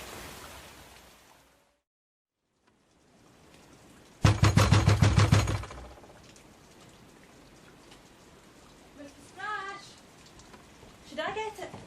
It's all right, Jenny. I'll do it. No sleeping anyway. If a client thinks he's getting in at this time, he's sadly mistaken. Emilia? Let me in, please. Can't stay long. Carriage won't wait. There's a train to Newcastle late night, not long. What in God's name is the matter? I'm leaving. Can't stay. I have friends in Newcastle for a while. Emilia, calm down. Now, what is it? Douglas, he has killed himself. Oh. Poisoned his face all twisted up. God almighty. Left me a note. Detailed. You'd expect that from a civil engineer. Emilia, that's enough. What did it say? Douglas had a secret life. A man, he loved him. It was discovered. Disgraced. Can it not be kept quiet? A trial. Everyone will know. Your friend, Inspector McLevy. Douglas wrote, "You may thank James McLevy." Oh. McLevy? Why would he do this to me? He's a policeman. I have to go. I'll stand by you. No, the disgrace. I could not bear it. The servants will find his body in the morning. I'm not strong enough, Jean, not like you. You'd be surprised. Goodbye. We'll see each other again. I'm not sure. This life is over. It's your decision. Goodbye, big sister.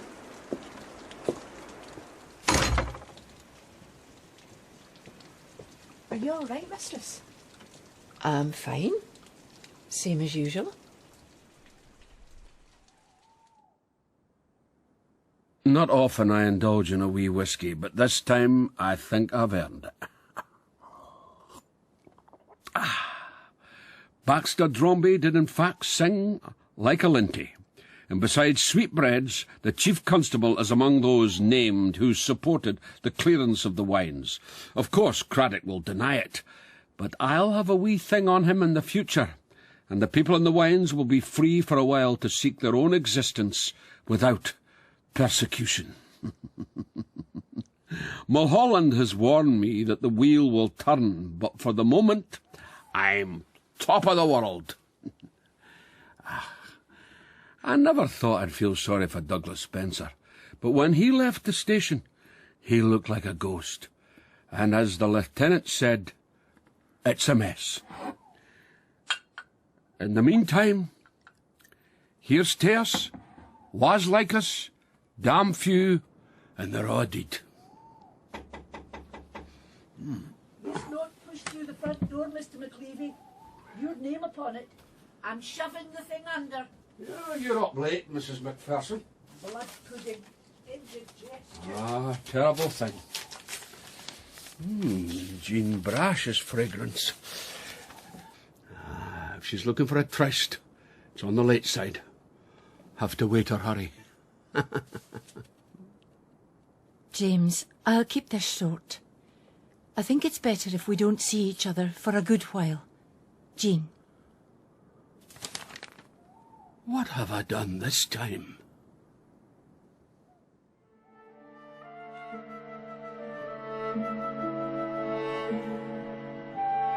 In McLevy, by David Ashton, McLevy was played by Brian Cox, Jean Brash by Siobhán Redmond. Mulholland, Michael Perceval-Maxwell. Roach, David Ashton. Douglas Spencer, Richard Greenwood. Emilia, Emma Curry. Craddock, Paul Young. Michael Steen by Martin McBride. Bridget, Anne Downey. Dromby, John Buick. And Bella by Sarah McCarty. Other parts were played by the cast. McLevy was a BBC Scotland production, directed in Glasgow by Bruce Young.